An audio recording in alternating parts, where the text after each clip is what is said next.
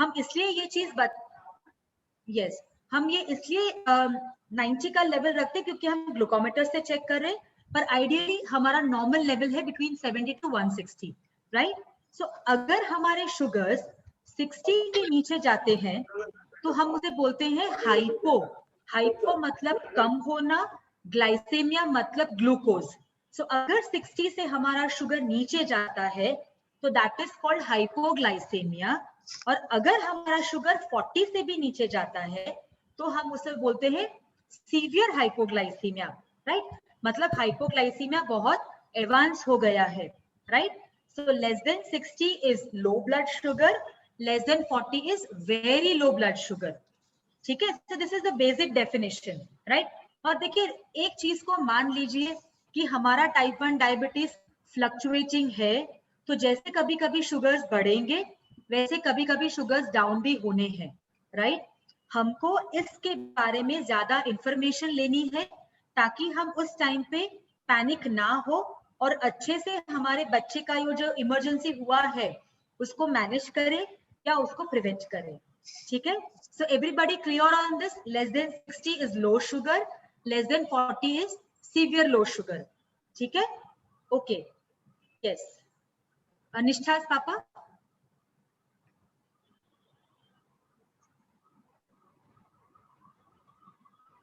हाँ, નિષ્ઠાસ પાપા? રુચિ મેમ, મારો અવાજ આવે છે? હા, આવે છે. એમનો વિડિયો ઓફ છે એટલે ઓકે, કઈ વાંધો નહીં. જ્વલના પપ્પા okay ma'am, I am audible? Okay, yes, તમારો વિડિયો નથી દેખાતો. Okay ma'am, wait a second. Now it's visible? Yes ma'am. Yes. Ma'am, okay, my question is hypoglycemia is dangerous? Can it have a permanent effect on your body? Hypoglycaemia हानिकारक है क्या? इसकी कोई permanent effect body पे होती है? Okay, so एक तो हाइपोग्लाइसेमिया, ये बात हमें समझने की जरूरत है कि हमारा ब्रेन है वो सबसे प्रेफरेबली, मतलब काम करने के लिए प्रेफरेबली शुगर को यूज करता है। सो जब भी हमारा शुगर कम होता है, ब्रेन को अगर फंक्शन करने में तकलीफ आ रही है तो ब्रेन सिम्टम्स देगा। ओके, सो पहली बात, अगर हम बोलते हैं कि हाइपोग्लाइसीमिया डेंजरस, सो सपोज अगर मैं कहीं हूँ, मुझे हाइपोग्लाइसीमिया हुआ और कहीं if we fall down somewhere और ऐसा कुछ अगर हो रहा है तो उसकी वजह से इंजरी हो या ऐसा कुछ हो सकता है। अदरवाइज अगर हम बोलें कि मेरे 12 साल के बच्चे को सपोज शुगर 30 हो गया तो उससे उसको कोई परमानेंट इफेक्ट यूजुअली डायबिटीज के साथ जो हाइपोग्लाइसीमिया होता है या कम शुगर होता है उससे नहीं होता। जो 3 साल से छोटे बच्चे होते हैं, सो हमारा जो ब्रेन ग्रोथ होता है बच्चे का, सो वो 3 साल तक लगभग 95% ब्रेन ग्रोथ हो चुका होता है।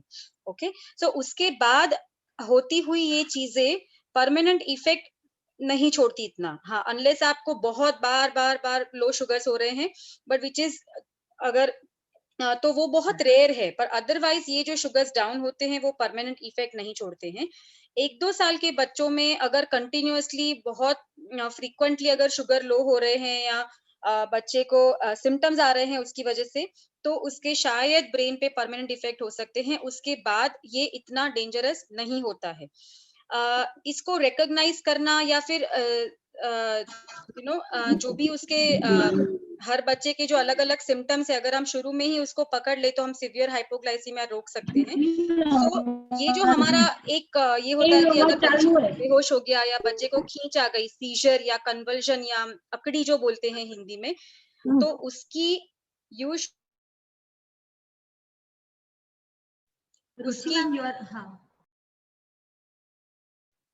यूजुअली उसका परमानेंट इफेक्ट नहीं होता है। ओके, सो एक ये जो टेंशन है दिमाग में से वो निकल जाना चाहिए कि डायबिटीज में जो लो शुगर्स होते हैं उसके परमानेंट इफेक्ट्स नहीं होते हैं। Okay, so it may be dangerous अगर आप सपोज बच्चा साइकिल चला रहा है और उसको लो शुगर हुआ है, ड्राइव कर रहा है बड़ा बच्चा या लो शुगर हो रहा है, that way it can be dangerous. पर अगर मैं बॉडीली साइड इफेक्ट की मैं बात करती हूँ तो नो, उसको कोई ज्यादा सिवियर परमानेंट इफेक्ट्स नहीं होते हैं, so we should not be worrying about that. Does it answer your question, Nishtha's पापा? Yes, ma'am. Thank you so much. Yes. Yes. Understanding.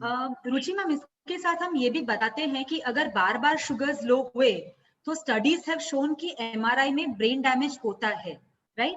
Specially जो छोटे बच्चे होते हैं. हाइपोग्लाइसीमियास, मतलब अगर बार बार किसी को हाइपोस हो रहे हैं और हम उसके बारे में कुछ नहीं कर रहे हैं क्योंकि हमारा ब्रेन सिर्फ ग्लूकोज पे काम करता है, देन स्टडीज हैव शोन कि डैमेज होता है. सो रिपीटेड को अवॉइड करना है. अगर कभी हाइपोग्लाइसीमिया हो गया, हमारा बच्चा उसमें से बाहर आ जाता है, तो उसकी वजह से बॉडी पे कोई लॉन्ग टर्म इफेक्ट नहीं होता है. ठीक है, okay. So let's move on to the next question. हाँ, ओके मैम, इसका मतलब ये है कि दिन में एक बार या फिर वीक में एक बार लो शुगर है वो अफेक्ट कर सकता है? इट डिपेंड्स कि कितना टाइम बॉडी लो शुगर में रहा, राइट? अगर जैसे लो शुगर हुआ, आपने उसको तुरंत पकड़ लिया, you treated the low sugar, तो फिर कोई डैमेज नहीं होने वाला है, राइट? पर जैसे हफ्ते में एक बार हो रहा है, रात में कभी कभी हो रहा है जो हम मिस कर रहे हैं, राइट? तो शायद वो आगे जाके ब्रेन को असर कर सकता है, राइट? सो डेफिनेटली हमारा एम ये है कि शुगर लो ना हो, पर हर बार ऐसा पॉसिबल नहीं है. So then the thing is you pick it up early, treat it fast, ताकि उसकी कोई लॉन्ग टर्म साइड इफेक्ट्स ना हो. जो छोटे बच्चे हैं उन पे असर होने का चांस ज्यादा होता है, इसीलिए हम फ्रीक्वेंट चेकिंग या नाइट टाइम शुगर चेकिंग के लिए आप एडवाइस करते हैं कि अननोटिस्ड, जो हमारे नोटिस में ना आए, ऐसे शुगर्स लो ना जाए, राइट? और छोटे बच्चों में क्या होता है, कभी कभी उनके सिम्टम्स भी नहीं आते हैं. What they will do is they just keep on crying. तो हमको पता नहीं है कि किस चीज की वजह से वो लोग रो रहे हैं, राइट? ऑफन ये होता है कि कभी कभी नींद में शुगर लो हो गए और पता ही नहीं चला. तो ये सब चीजों के लिए that is why monitoring is so important. हम हमेशा बोलते हैं कि आप शुगर्स को फ्रीक्वेंटली मॉनिटर करो, और थोड़ा ये इसके बारे में आगे डिस्कस करेंगे, right? Let us move on to the third question. Jwal's father. Okay. Why does my kid have low sugars? मेरे बच्चे का शुगर लो क्यों होता है? आई थिंक ये क्वेश्चन तो यूनिवर्सल है कि भाई आप बोल रहे हो कि high sugar problematic, low sugar problematic करना क्या है, राइट? शुगर्स लो क्यों होते हैं? पर इट इज लाइक वो जो नहीं रस्सी पे चलते हैं और पूरा अच्छे से बैलेंस करना पड़ता है. लाइफ में diabetes is something like that, right? आपको अच्छे से बैलेंस करते रहना है ताकि आप लो के बाजू भी टिप नहीं होते हो, आप हाई के बाजू भी टिप नहीं होते हो. अब लो शुगर्स होने के बहुत सारे रीजंस हैं. Just let us go through some of them. सबसे इंपॉर्टेंट, या तो कम खाया या खाना लेट हो गया. सो इंसुलिन ले लिया पर या तो कम खाया या फिर खाना लेट कर दिया, इंसुलिन की असर चालू हो गई है और शुगर डाउन हो गया. सो आई थिंक ये सबसे फ्रीक्वेंट कारण रहता है कि शुगर डाउन क्यों हुआ. और काफी बार ऐसा होता है ना कि अपने एक्ट्रापिड है या इंसुलिन आर, जो रेगुलर इंसुलिन है, हम बोलते हैं आधे घंटे पहले देना है. सो आपने दे दिया इंसुलिन, आधे घंटे के बाद बच्चे ने मूड नहीं है, इच्छा नहीं है, खाया नहीं, या फिर उनका फेवरेट सब्जी नहीं है, उन्होंने एक दो रोटी कम खाई, तो उसकी वजह से शुगर डाउन हो जाता है. और इसीलिए जो हमारे नए वाले इंसुलिन आए हैं, राइट, कि जो कभी कभी हम खाने के बाद भी दे सकते हैं, we use it for the same purpose, कि भाई छोटे बच्चों में पता नहीं रहता है क्या हो रहा है, तो ये उनमें हेल्प करेगा, राइट? स्किप द मील, जैसे टीनेजर्स आ जाते हैं, राइट? मूड नहीं है, जा मार नथी खाओ, तार जे थऊ करू करी ले, तो नहीं खाओ, ऐसी धमकी देते हैं. स्पेशली दोस 12 to 16 years, ना, क्योंकि मम्मी को पता है this is a good emotional blackmail. अभी तो मम्मी को बोलूंगी तो मम्मी तो मेरी मानेगी, क्योंकि नहीं खाऊंगी तो शुगर डाउन हो जाएगा, राइट? सो ये सब भी धंधा चलता है उनका, right? Lots of physical exercise, और एक्सरसाइज के बारे में हम लेट में डिस्कस करेंगे. पर अगर हमने बहुत सारी कसरत करी है और उसके लिए खाना कम खाया है या डोज ज्यादा दिया है, तो भी हमारा शुगर लो हो सकता है. Mismatch between dose and food. So आपने सोचा कि ये इतना खाएगा, वो करके आपने इतना सारा डोज दे दिया, राइट? सो अगर वो कैलकुलेशन आपकी गलत हो गई तो भी हमारा शुगर डाउन हो सकता है. आप पहले जहां पे इंसुलिन लगाते थे वहां पे गड्ढे थे, तो वहां पे आप लगाते थे तो इंसुलिन ठीक से काम नहीं करता था. अब नई जगह पे लगा रहे हो जहां पे गड्ढे नहीं है वहां से इंसुलिन तुरंत काम करना शुरू कर दिया और फट से शुगर डाउन हो गया। सो ये भी कभी कभी रीजन होता है ना, आपको समझ नहीं आता कि ये शुगर डाउन क्यों हुआ, right? So always check for injection sites, make sure कि क्या आपने इंजेक्शन साइट बदला है। कभी कभी हम टमी में इंजेक्शन देते हैं ना, तो उससे फास्ट अब्जॉर्प्शन हो जाता है, शुगर तुरंत डाउन हो जाता है, right?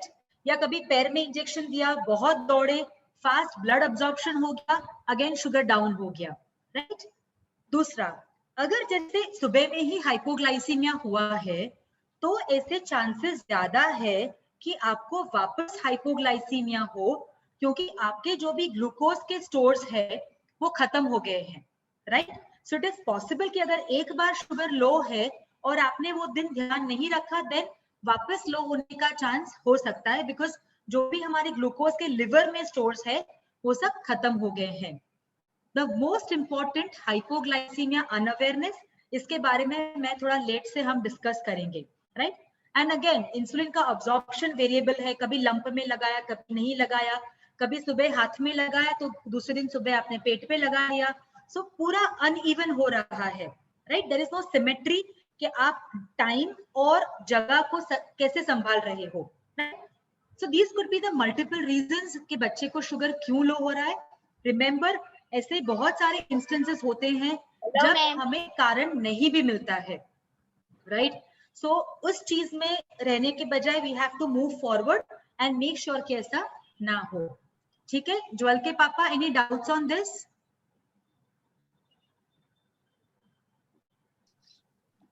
Cleared, ma'am. Okay, so let us move on to the next question. Ma'am, my next question is, how does body signal that my sugar is getting low? मतलब हमारी body कैसे signal करता है कि हमारा शुगर लो है? Right, सो देखो, जब हमारा शुगर लो होने की शुरुआत होती है तो उस टाइम पे सबसे पहले हमारे जो हार्मोन्स होते हैं, हम उसको बोलते हैं सिंपैथेटिक सिस्टम, जिसमें कुछ हार्मोन्स काम करते हैं, स्पेशली एड्रेनालिन काम करता है। सो जब हम सपोज से फॉर एग्जांपल कहीं व्हीकल लेके जा रहे हैं, सडनली रास्ते में कोई बच्चा आ गया या रास्ते में कुत्ता आ गया, तो एकदम से जो हम ब्रेक लगाते हैं तो कैसा इफेक्ट आता है हमारे बॉडी में। So that is because of the adrenaline rush. So initial जो शुगर कम होता है उसके लिए हमारा एड्रेनालिन और दूसरे कुछ हार्मोन्स डिफेंस मैकेनिज्म में काम करते हैं। सो इसके जो सिम्टम्स है उसमें यूजुअली हमें से हमारी धड़कन बढ़ जाना या हमारी धड़कन हमें खुद फील होना, हाथ पैर कांपना, कुछ बच्चों में ऐसे शेकीनेस आता है हाथ पैर में, ड्राई माउथ लगना, एकदम ड्राई ड्राई लगना, ज्यादा पसीना होना, हाथ पैर गीले हो जाना, ये सब हो सकता है। कुछ बच्चों में यहाँ के ये बाजू में थोड़ा नमनेस जैसा, मतलब खाली चढ़वी गुजराती में आप कहे ना, ऐसे सिम्टम्स आ सकते हैं। सो ये सारे जो सिम्टम्स है ये इनिशियल सिम्टम है। कुछ बच्चों में भूख बढ़ जाती है, राइट? अगर ये शुगर ज्यादा टाइम तक अगर लो रहा या ज्यादा ड्रॉप हुआ तो उसके बाद ब्रेन, क्योंकि ब्रेन का शुगर कंजम्पशन या ब्रेन जो शुगर यूज करता है उसको अफेक्ट होता है, इसलिए नाउ ब्रेन थोड़े ज्यादा सिवियर सिम्टम्स देता है। तो जैसे कंफ्यूजन, मतलब बच्चा क्या कर रहा है उसको मालूम नहीं है, वो कंफ्यूज्ड घूम रहा है या ऐसा कुछ, ऐसा हो सकता है। देखने में तकलीफ या डबल विजन या देखने में ब्लरिंग ऑफ विजन बोल सकते हैं, ऐसा हो सकता है। और आगे चले तो बच्चा बेहोश हो सकता है, मतलब पूरा होश खो दे, ऐसा भी हो सकता है। या फिर उसको कन्वर्जन्स या खींच भी आ सकती है। टिपिकली लो शुगर्स के साथ जो खींच आती है उसमें दांत भिड़ जाना या आंखें ऊपर चढ़ा देना, ये टिपिकली होता है। बहुत ज्यादा सिवियर जो पूरे हाथ पैरों में जो खींच आती है, ये सब चीजें इतनी ज्यादा लो शुगर्स के साथ नहीं होती है। सो इम्पोर्टेंट थिंग इज कि जो इनिशियल सिम्टम्स है, शेकीनेस होना, धड़कन बढ़ जाना, पसीना होना, ये सबसे हम रिकॉग्नाइज करें। दूसरा, बहुत बार हमने देखा है कि ये जो सिम्टम्स होते हैं वो हर बच्चे के स्पेसिफिक सिम्टम्स होते हैं। सो बच्चे को खुद पता चलने लगता है कि मेरा शुगर शायद लो हो रहा है। इट इज यूजुअली इम्पोर्टेंट कि आप शुगर चेक करके ही इसको ट्रीट करें, बिना चेक करे अपने आप सिर्फ क्योंकि बच्चा बोल रहा है आप शुगर्स ना दे. So these are the routine symptoms. उत्सव जी, निष्ठा के पापा, I hope you are clear on them. Yes, कुछ ma'am. questions है? Understand, ma'am. Thank you, Okay, ma'am. right. So it is important to understand कि जो बहुत छोटे बच्चे होते हैं, लेस देन 3 इयर्स के स्पेशली, कई बार ये सिम्टम्स वो लोग डिस्क्राइब नहीं कर पाते हैं. ये पसीना हो रहा है या धड़कन बढ़ रही है और I am not feeling well, ये डिस्क्राइब नहीं कर पाते हैं. तो इनमें कई बार just you simply see behavioural disturbances. Okay, एकदम से रात में बच्चा उठा और चिल्लाने लगा, ओके, गुस्सा करने लगा, कुछ समझ में नहीं आ रहा है, ऐसा कभी उसने बिहेव नहीं किया, somebody is behaving something which you have never seen. तो हमेशा पहले लो शुगर को सस्पेक्ट कीजिए, एक बार शुगर चेक कर लीजिए. If that is fine, may be ये जो बिहेवियर है उसका कुछ और रीजन है. पर यंगर चिल्ड्रन में ये सारे सिम्टम्स आप या तो फील कर सकते हो या कई बार आपको उसके सिर्फ बर्तन से या बर्ताव से पता चलता है कि शुगर लो है. I think we can move on to the next question. Yes, I think काफी अच्छे से मैम आपने सब समझाया. So let us move on to the next question. Yes.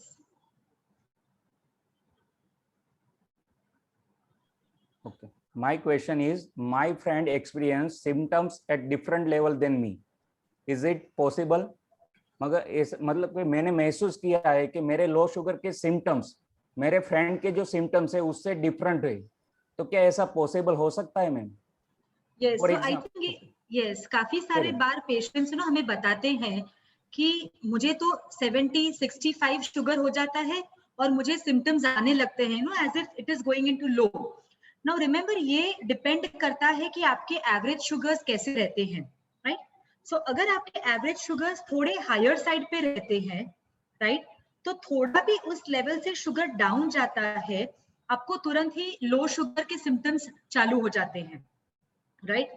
उसके कंपैरिजन में अगर आपका अच्छा खासा टाइट कंट्रोल है, आपका HbA1c बहुत अच्छा रहता है, से 7.5 रहता है, तो फिर जब थोड़ा शुगर अच्छा खासा लो जाता है तब आपको साइन सिम्टम्स आते हैं.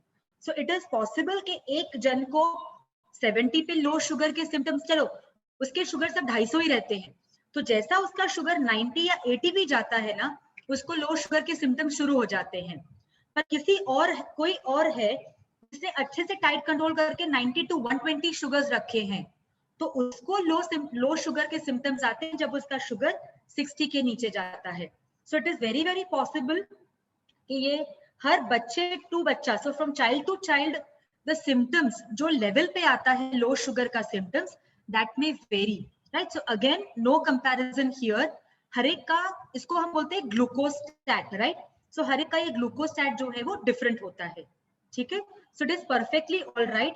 पर यस, अगर आपको हायर शुगर्स पे लो शुगर के सिम्टम पता चलते हैं, दैट मीन्स कि आपका शुगर कंट्रोल खराब है. सो आपके शुगर ज्यादा रहते हैं, इसलिए थोड़ा डाउन हुआ, तुरंत सिम्टम्स आना शुरू हो गए, ठीक है? Ma'am, I would just like to add here, कई बार शुगर ड्रॉप होने का जो स्पीड है उस पे भी डिपेंड करता है कि आपको कौन से शुगर पे सिम्टम्स आएंगे. सो कई बार अगर 300 शुगर पे मैंने फियास या नोवोरैपिड लिया है और शुगर है सडनली ड्रॉप्ड क्योंकि कुछ खाना सपोज नहीं आया है, तो भी आपको 80-90 शुगर्स पे सिम्टम्स आ सकते हैं. करेक्ट. सो कितना फास्ट शुगर ड्रॉप होता है वो भी डिटरमाइन करता है कि आपको नो थोड़ा higher but kind of low sugar पे सिम्टम्स आएंगे कि नहीं आएंगे, ठीक है? ये स्पेशली जो नए डायग्नोसिस होते हैं वो बच्चों के लिए, क्योंकि उनका बॉडी बहुत टाइम से 300-400 शुगर एक्सपीरियंस कर रहा होता है. जैसे आप इंसुलिन देके शुगर को कंट्रोल करते हो तो इवन 80-90 पे भी बॉडी को लगता है कि शायद शुगर मेरा लो है, इसलिए सिम्टम्स आते हैं. पर जैसे जैसे आप एडजस्ट होने लगते हो ना नॉर्मल शुगर्स के साथ, तो फिर वो वापस ठीक हो जाता है. Right. Okay, so can we move on to the next question? Okay. Yes, ma'am. So Ruchi ma'am, I think we discussed this, no, various symptoms. Should we discuss that again? No, ma'am. My question answered already. Okay. Ruchi ma'am, हमारे को खाली brief में फरी कही दे वो होई तो. Yes.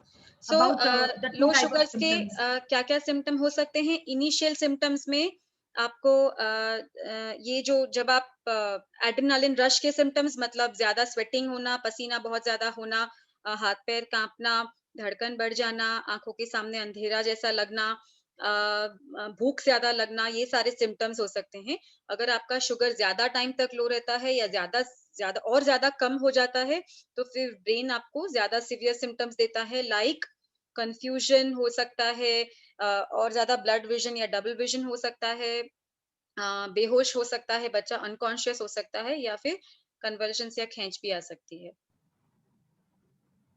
Right. I और think we can ये move चीज on to- रिमेम्बर करने की जरूरत है कि हर बच्चे में हर सिम्टम नहीं आएंगे, राइट। और जब कोई नया डायग्नोसिस हुआ है तो इनिशियली पता नहीं चलेगा कि भाई ये क्या सिम्टम है, पर एक बार बच्चे को 2-3 बार हाइपोग्लाइसीमिया हो गया है, फिर वो सामने से बताना शुरू कर सकता है कि ना I am having something is wrong, right. I always tell parents कि भाई कभी कभी बच्चा एक्सप्रेस नहीं कर पाता है क्या हो रहा है, right. But if you feel that, या फिर वो आके बोलता है कि मम्मा समथिंग इज हैपनिंग, कुछ हो रहा है, always check your sugar first. It could be the sign of a low blood sugar, right. या आपको लग रहा है कि लैक ऑफ कॉन्सेंट्रेशन हो रहा है, the child is not able to focus, right, बहुत गुस्सा कर रहा है, बहुत एकदम पूरा मूड चेंज उसका हो गया है, कुछ भी आपको नॉर्मल से डिफरेंट लग रहा है, just check your sugar first. All these can be symptoms of low sugar, right? So I mean, और जैसे मैंने बताया किसी को सिर्फ चक्कर आएगा और किसी को लो शुगर में सीधा गिर जाएगा, राइट। सो वो भी बहुत डिफरेंट रहता है। तो बच्चा जैसे जैसे लो शुगर पे जाएगा, दे स्टार्ट नोइंग कि मेरा शुगर डाउन हुआ कि नहीं, right. Ruchi ma'am, you want to add anything? No. Yes, I think that covers it all. Okay, so let us move on to the next question. I think, ma'am, Yes. next two questions, I think also those can be combined, questions 7 and 8. Okay, now I think Yes. I like to answer 7, you answer 8. Okay, You sure. said better than that. Yes, Sure. I think this is my favorite question. Okay. My question is, my child's sugar is 50 mg per dl. मेरे बच्चे का sugar 50 mg per dl है. Can I give him a kaju katli? Will this help normalize his sugar? मतलब मैं उसको काजू कतली दे सकता हूँ और उससे उसका शुगर करेक्ट हो जाएगा, उससे उसको मदद मिलेगी? ज्वल के पापा आप ही बताओ, अगर ज्वल का शुगर 50 हो गया तो आप काजू कतली दोगे कि नहीं दोगे? देखो मैं बताती हूँ क्या क्या दे सकते हो। पेंडा, काजू कतरी, डेयरी मिल्क, 5 स्टार आइसक्रीम, આમાંથી તમે કઈ આપશો કે નહીં આપો? કઈ જ નહીં આપું मैं. ગુડ. एक्चुअली प्योर शुगर देनी चाहिए वहां पर. એ હું આન્સર કરું છું, બારો. Okay, thank you. એક જણને તો આવડ્યું, બરાબર. ચલો, that is good. So देखिए, this is very very important, right? હા, શું કહો રુચિ મેમ? ના, એટલે the way even after 10 years જેટલું intently લોકો સાંભળી રહ્યા છે ને, as if after 10 years they are almost expert at everything, but still એ લોકો એટલું ધ્યાનથી દરેક વખતે સાંભળતા હોય છે. I would say more expert than us, right? I mean, more experts than us. They live this life. So yes, so I think this is very very important, and please all parents, आप ये चीज एकदम दिमाग में fit करके रखो। जब भी शुगर लो होता है तब हम, जो मैंने जैसे पूरा बताया ना, मिठाई है, आइसक्रीम है, मिल्क चॉकलेट्स है, ऐसा हम कुछ भी नहीं देंगे लो शुगर को ट्रीट करने के लिए। रिमेम्बर, ये सब चीजों में घी, तेल, चर्बी रहती है और चर्बी हमारे शुगर को जल्दी से बढ़ने नहीं देती है, राइट। तो अगर हमने पेंडा लिया या अगर हमने डेयरी मिल्क ली, उसमें जो चर्बी का पार्ट है वो शुगर को इतना फटाफट ऊपर नहीं उठने देगा। दूसरा, ये सब चीजों को स्टमक में डाइजेस्ट होना पड़ेगा before they release sugar, right. So sugar जो हमको चाहिए हमारे ब्लड शुगर को बढ़ाने के लिए, तो पहले ये काजू कतरी पेट में जाएगी, फिर उस पर डाइजेशन होगा, फिर कब जाके शुगर बढ़ेगा, तब तक तो शुगर 50 का 10 हो जाएगा, राइट। सो रिमेम्बर, जब भी हमारा शुगर लो है तो ये में से कोई भी चीजें काम नहीं करेगी, इससे उस टाइम पे शुगर कंट्रोल नहीं होगा। सेकेंड पॉइंट, बच्चा भूखा ही रहेगा क्योंकि उसका शुगर नहीं बढ़ा है, राइट। तो उसको जो हंगर की फीलिंग है वो नहीं जाएगी और उसकी वजह से ओवर ईटिंग हो जाएगा। आपने बोला अभी भी ठीक नहीं हो, अल्लाह दो और काजू कतरी खिला दो, राइट। तो उसकी वजह से क्या होगा कि उस टाइम पे जो शुगर बढ़ना है वो शुगर नहीं बढ़ेगा, पर बाद में जाके, क्योंकि आपने इतना सारा खाया है, राइट, तो बाद में जाके आपकी शुगर बहुत हाई हो जाएगी, राइट। तो ऑलवेज मेक श्योर कि जब भी शुगर 60 के नीचे जाता है देखो, आई अंडरस्टैंड कि आपके बच्चे को ट्रीट देना है, आपको कभी कभी उनको मिठाई देनी है तो दो, शुगर नॉर्मल है तब दो, एक्स्ट्रा इंसुलिन के साथ करेक्ट करो, पर लो शुगर की राह मत देखो कि उस टाइम पे आप उसको देंगे, क्योंकि ये सब चीजें लो शुगर में हेल्प नहीं करेगी, right? So this point I want everybody to understand very clearly, जब भी शुगर कम है we don't have to give this stuff, rather हम क्या देंगे वो हमें रुचि मैम हमें बताएंगे। Yes Nishtha's father.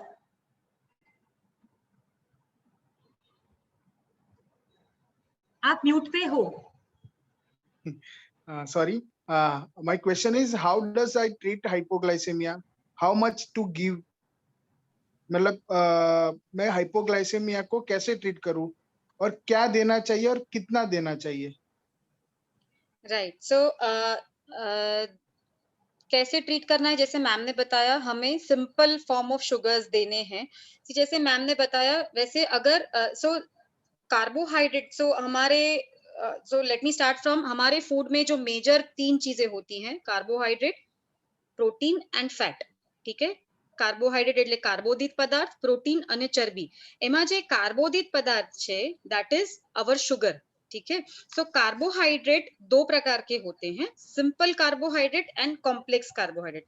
Simple carbohydrate એટલે સાદી ભાષામાં આપણો જે ગ્લુકોઝ પાવડર છે અથવા ગ્લુકોઝ જે છે, બીજા અમુક પ્રકારના પણ સિમ્પલ કાર્બોદિત હોય, મોસ્ટ કોમનલી આપણું શુગર, ખાંડ છે, બુરુ ખાંડ છે અથવા ગોળનું પાણી છે, એ બધામાં સિમ્પલ શુગર છે.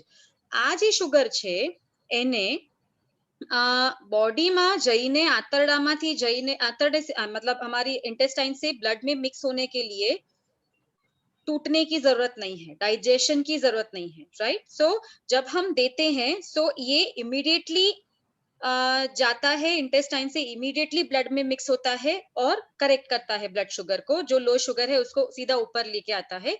कॉम्प्लेक्स शुगर मतलब या complex carbohydrate, sorry Ruchi ma'am you are on. Yes yes yes, so glucose के बहुत सारे मॉलिक्यूल्स या अणु जब मिक्स होके कॉम्प्लेक्स फॉर्म में जुड़ जाते हैं उसको कॉम्प्लेक्स कार्बोहाइड्रेट होते हैं. सो जो अनाज है या फिर मतलब बिस्किट या जो सारी अनाज की चीजें हैं जिसमें बनती है, या तो ये सब में केला है या जो भी दूसरे फॉर्म्स ऑफ शुगर है जो हमें टेस्ट में मीठे नहीं लगते पर एक्चुअली शुगर जिसमें होती है, ये सब में कॉम्प्लेक्स कार्बोहाइड्रेट होती है.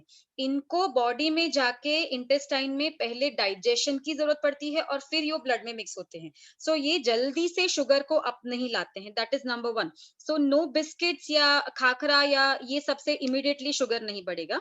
सेकेंड थिंग, जो हम काजू कतरी या ये सब की बात करते हैं, अगेन काजू में कॉम्प्लेक्स कार्बोहाइड्रेट होता है, पर ये इसके साथ सो आइसक्रीम या मिठाइयों सब में साथ में फैट होते हैं, ये घी या ऑयल या इसमें बनते हैं. तो ये सब चीजें, ये जो फैट होती है, ये हमारा जो इंटेस्टाइन होता है उसमें से ग्लूकोज को जल्दी ब्लड में मिक्स नहीं होने देता है. सो इसलिए ये जो चीजें हैं जिसमें ग्लूकोज या तो दूसरी चीजों के साथ मिक्स हो रखा है या तो जिसमें कॉम्प्लेक्स कार्बोहाइड्रेट है, इनको हमें हाइपोग्लाइसीमिया या लो शुगर को ट्रीट करने के लिए यूज नहीं करना चाहिए.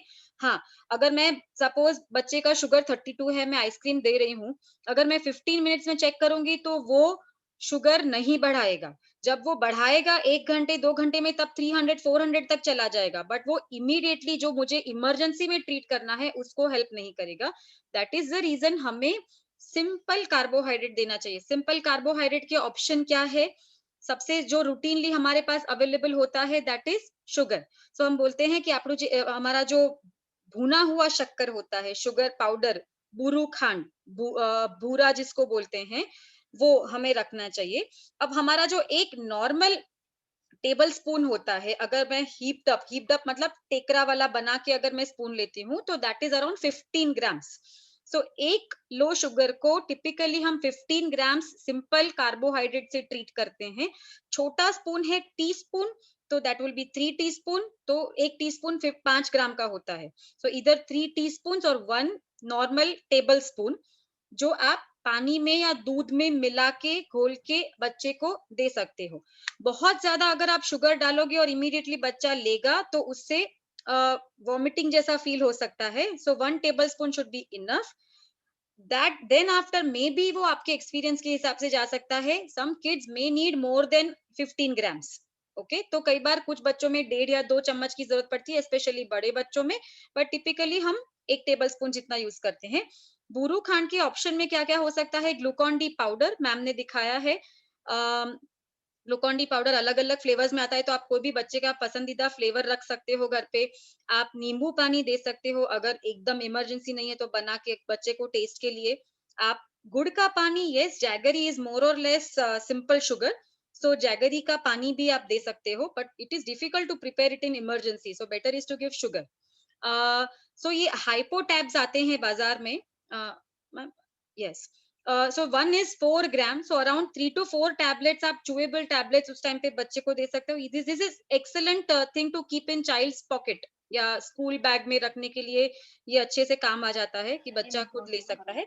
ग्लूकोविटा टैबलेट्स में भी रफली उतना ही होता है, तो उस हिसाब से 3 to 4 आप दे सकते हो मैम. आप हाँ यस ऑल राइट. अगर आप कहीं बाहर हो, आपके पास कोई ऑप्शन नहीं है, तो आप फ्रूट जूसेस सिलेक्ट कर सकते हो. फ्रूटी हाँ, सो ये टिपिकली 100 to 120 ml आप उसमें आपको 15 ग्राम्स जितना मिल जाएगा. सो वो आप दे सकते हो. जो पॉपिन्स आते हैं या जो भी ये गोलियां जो पानी में बनती है, जो दूध में नहीं बनती है, पानी में बनती है, ये वाली गोलियां आप सो अगेन हमें एग्जैक्टली नहीं पता होता कि इसमें एक गोली में कितना शुगर है, पर रफली आप 4 to 5 गोलियां एक बार में बच्चे को दे सकते हो चूसने के लिए, तो इससे शुगर ऊपर आएगा. Right. So any time sugar जब भी 60 से कम जाता है, आपको सिंपल शुगर देना है. This is a must to remember. इसीलिए आप कभी भी बाहर जाते हो, लंबे टाइम के लिए कहीं जाते हो, ग्लूकॉन डी या शुगर का कोई भी सोर्स साथ में रखना बहुत ही ज्यादा जरूरी है. राइट. मैम सारे उसके अमाउंट क्लियर हुए? Nishtha's father yes ma'am, covered. So typically हम लोग फ्रूट जूसेस अलाउ नहीं करते हैं बच्चे को. आप कोई भी आप ऑरेंज ले लो, उसको स्क्वीज करके अगर आप जूस निकालते हो तो उसमें शुगर का पानी बच जाता है, आपका मेन जो कंटेंट है वो तो निकल जाता है. राइट. सो फ्रूट जूसेस रूटीनली हम एडवाइज नहीं करते हैं. Only and only when sugar is low आप दे सकते हो. राइट. सो यस जब और ये जो ऑप्शंस अभी दिख रहे हैं, that is only if glucose is not available. So ऐसा नहीं है कि ये है तो हम चलो बच्चे को ट्रीट दे दे. सो हाइपोग्लाइसीमिया का ट्रीटमेंट को बच्चे को ट्रीट देना मत समझना, ठीक है? तो ये कंफ्यूजन नहीं होना चाहिए. राइट. सो और उसके बाद जब भी आपने कोई भी ऐसे शुगर का सोर्स दिया है, उसके ऑलमोस्ट 20 to 25 मिनट्स के बाद आपको रीचेक करना चाहिए. और एक बार शुगर 80 से ऊपर आपका पहुंच जाता है, उसके बाद आपको आपका रूटीन जो है वो कैरी ऑन करना है. Now what is routine, carrying on your routine? So अगर आपका इंसुलिन का टाइम है, specially fast acting insulin, meal का टाइम है, खाने का टाइम है, तो जैसे शुगर नॉर्मल होता है, अगर छोटा बच्चा है तो मे बी आप उसको पहले खाना दे के बाद में इंसुलिन लगा सकते हो. बड़े बच्चे रूटीनली अपना डोज लेके खाना ले सकते हैं. You can cut down by 1 unit, आप 1 यूनिट कम कर सकते हो. अगर हाफ यूनिट की पेन है तो हाफ यूनिट कम करोगे तो that should be okay. That means कि आपका जो खाना है उसमें सपोज आप रूटीनली आप 6 यूनिट खाने के लिए लगाते हो, तो उसकी जगह पे मैं 5 यूनिट लगा रही हूँ. सो 1 यूनिट जितना खाना मेरा शुगर को 80 से लेके 150 तक लेके जाने में हेल्प करेगा, और बाकी का जो खाना है वो उसके लिए मैं अलग से इंसुलिन वापस लगा रही हूँ 5 यूनिट, ताकि वापस उसके बाद का शुगर बहुत ज्यादा बढ़ ना जाए. ओके. सो अगर मील टाइम है तो उसको करेक्ट करो, फिर इंसुलिन लगा के नॉर्मल जो खाने का टाइम था, दोपहर का, रात का, जो भी, वो दे दो. अगर आपका इंसुलिन लगाने का टाइम नहीं है, या तो फिर रात के लैंटस या बेजलॉक का टाइम है और उस टाइम पे शुगर लो हुआ है और आपने ट्रीट किया है, तो हमेशा याद रखिए कि जब भी आप सिंपल शुगर देते हैं, ये जितना जल्दी ब्लड में मिक्स होता है उतना ही जल्दी ब्लड में से यूज हो जाता है. तो एक बार आपका शुगर 80 से ऊपर चला जाता है, उसके बाद कॉम्प्लेक्स कार्बोहाइड्रेट, सो यहाँ पे आपका कैश्यू आ जाएगा, 4 to 5 नट्स कैश्यू के, या तो फिर एक बच्चे की उम्र के हिसाब से, छोटा बच्चा है तो आधा खाखरा, आधा रोटी, आधा इडली, आधा ब्रेड, या एनीथिंग जिसमें अनाज है या कॉम्प्लेक्स शुगर है वो देना है, ताकि एक बार जो शुगर नॉर्मल हुआ वो वापस जल्दी से लो फिर से ना जाए। ओके, सो अगर इंसुलिन का टाइम है तो इंसुलिन लगा के नॉर्मल खाना देना है, अगर टाइम नहीं है तो कोई भी अराउंड 15 ग्राम जितना आपको कॉम्प्लेक्स शुगर देना है, ताकि वापस से 11 बजे मैंने शुगर को ट्रीट किया तो बीच रात में कभी शुगर लो ना जाए।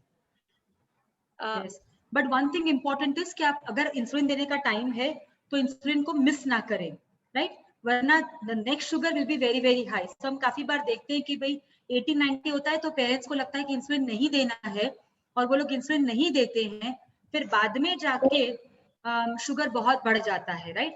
सो इंसुलिन का डोज स्किप नहीं करना है, राइट? ઓકે, અત્યારે આપણે કોઈ પણ ક્વેશ્ચન ને આન્સર નથી કરતા, એ આપણે છેલ્લે રાખશું, એટલે આપણે કહીશું પછી તમે હેન્ડ રેઝ કરજો, બરાબર ને? સો અત્યારે હેન્ડ રેઝ ના કરતા, let us move on to the next question. Hello એમ આમાં ગ્લુકાગોન નું થોડું કહી દો ને કે ગ્લુકાગોન આવશે. ઓકે ઓકે, આપણે બધું કવર કરીએ છીએ, અત્યારે આપણે વચ્ચે કોઈ ક્વેશ્ચન્સ નહીં લઈએ. Okay done, right ma'am? હા બોલો.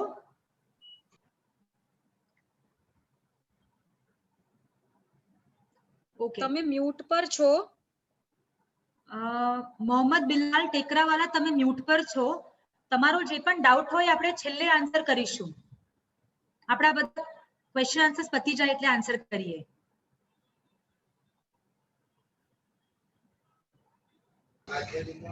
My question is okay, right? Okay, હા, નેક્સ્ટ ક્વેશ્ચન પર જઈએ. Okay, I experience low sugar after 3 AM. मैं रात के 3 बजे के बाद लो शुगर महसूस करता हूँ, मेरा शुगर लो हो जाता है. What could be the reason, क्यों ऐसा होता है? यस, आई थिंक ये बहुत ही इंपॉर्टेंट क्वेश्चन है और काफी बार ये लो शुगर्स को हम मिस कर देते हैं अगर हम रेगुलरली रात को शुगर चेक ना करें तो, राइट?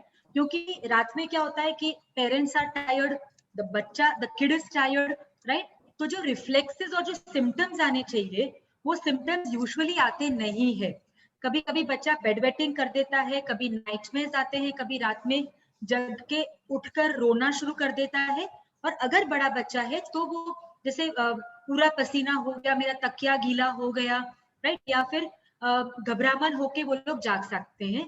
पर इट इज पॉसिबल कि काफी बार जब ये लो शुगर्स रात को होते हैं तब बच्चे जागते नहीं है, हमें पता भी नहीं चलता. So first thing I would like to tell to all the parents is कि make a habit of regularly checking your sugars in the midnight also, right? 2 से 4 के बीच में शुगर्स चेक करने की आदत डाल दीजिए. भले आप हफ्ते में एक बार चेक करते हो पर वो चेक करना है, राइट? अब हम जानते हैं कि हमारे शुगर्स रात में क्यों लो हो सकते हैं, राइट? देखिए, अगर हमारे शुगर्स अर्ली नाइट में, जैसे अगर मैं बोलूं कि 11 से 2 के बीच में हमारे शुगर्स लो हो रहे हैं, तो उसका एक कारण हो सकता है कि अगर डिनर से पहले हमने ज्यादा डोज दे दिया है, उसका असर करीबन 6 घंटे तक रहता है, राइट? तो इट इज पॉसिबल कि अगर रात के अर्ली टाइम में हमारा शुगर डाउन हुआ, this could be one of the reasons कि अगर हमने डिनर से पहले ज्यादा डोज दे दिया तो उसकी वजह से शुगर डाउन हो गया. या फिर अगर 2 बजे के बाद शुगर डाउन होते हैं तो ये पॉसिबल है कि जो हम लैंटस लेते हैं या बेजोलॉग लेते हैं या ग्लैरिटिस लेते हैं, उसका डोज अगर ज्यादा हो गया तो यूजुअली 1-2 बजे के बाद हमारे शुगर्स डाउन होना शुरू हो जाते हैं. हमने अगर खाना कम खाया, again you know mismatch, dose और फूड का मिसमैच, राइट? सो डोज लगा दिया, हमने खाना कम किया, और दूसरा हमने रात को सोते टाइम का शुगर चेक नहीं किया, सो हमको पता नहीं क्या उस टाइम पे हमारा शुगर ऑलरेडी कम होने लगा था कि क्या, राइट? क्योंकि अगर हम शुगर चेक करते हैं और हमने एक स्नैक दे दिया रात को सोते टाइम तो फिर हमारा शुगर बाद में लो नहीं होगा, राइट? सो अगर हमने फूड इंटेक नहीं लिया अच्छे से और बेड टाइम शुगर हमारी चेक नहीं की, that is also very very important. Bed time snack हमने स्किप कर दिया, उस दिन हमने जरूरत से ज्यादा एक्सरसाइज कर ली जो हम रूटीन में नहीं कर रहे हैं, राइट?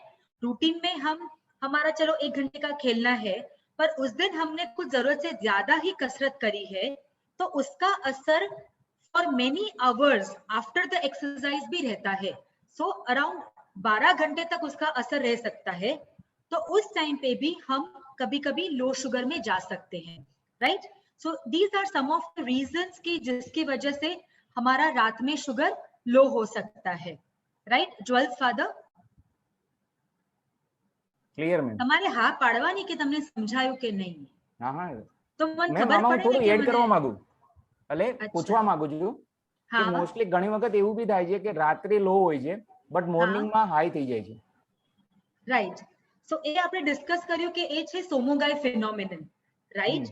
कि जरा रात्रे शुगर घटी जाए पर सुबह 5 बजे हमारे जो हॉर्मोन्स हैं वो बहुत एक्टिव है, उन्होंने देखा कि 2 बजे का शुगर डाउन है, तो वो लोग हमारे लिवर में हमेशा ग्लूकोज के स्टोर पड़े हैं, राइट। पर इंसुलिन ये स्टोर को रिलीज नहीं होने देते हैं, राइट।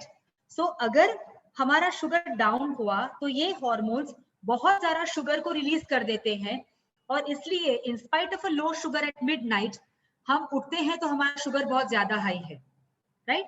तो इस कंडीशन में हम हमारा बेड टाइम का इंसुलिन डोज कम करेंगे, या we will take a good bed time snack ताकि ये लो ना हो जाए, ये हाई ना हो जाए, right. so that is the Somogai phenomenon. Okay, so let us Okay. move on to the next question. Nishta's father. Ma'am, my child often has low sugar when she wake up from his afternoon nap around 5 p.m. What should I do? मतलब हम शाम को 5 बजे के बाद जो नींद लेती है बेटी, तब जब वो उठती है तो उसके बाद उसका शुगर लो हो जाता है उठने के बाद, तो उसका क्या रीजन हो जाता है?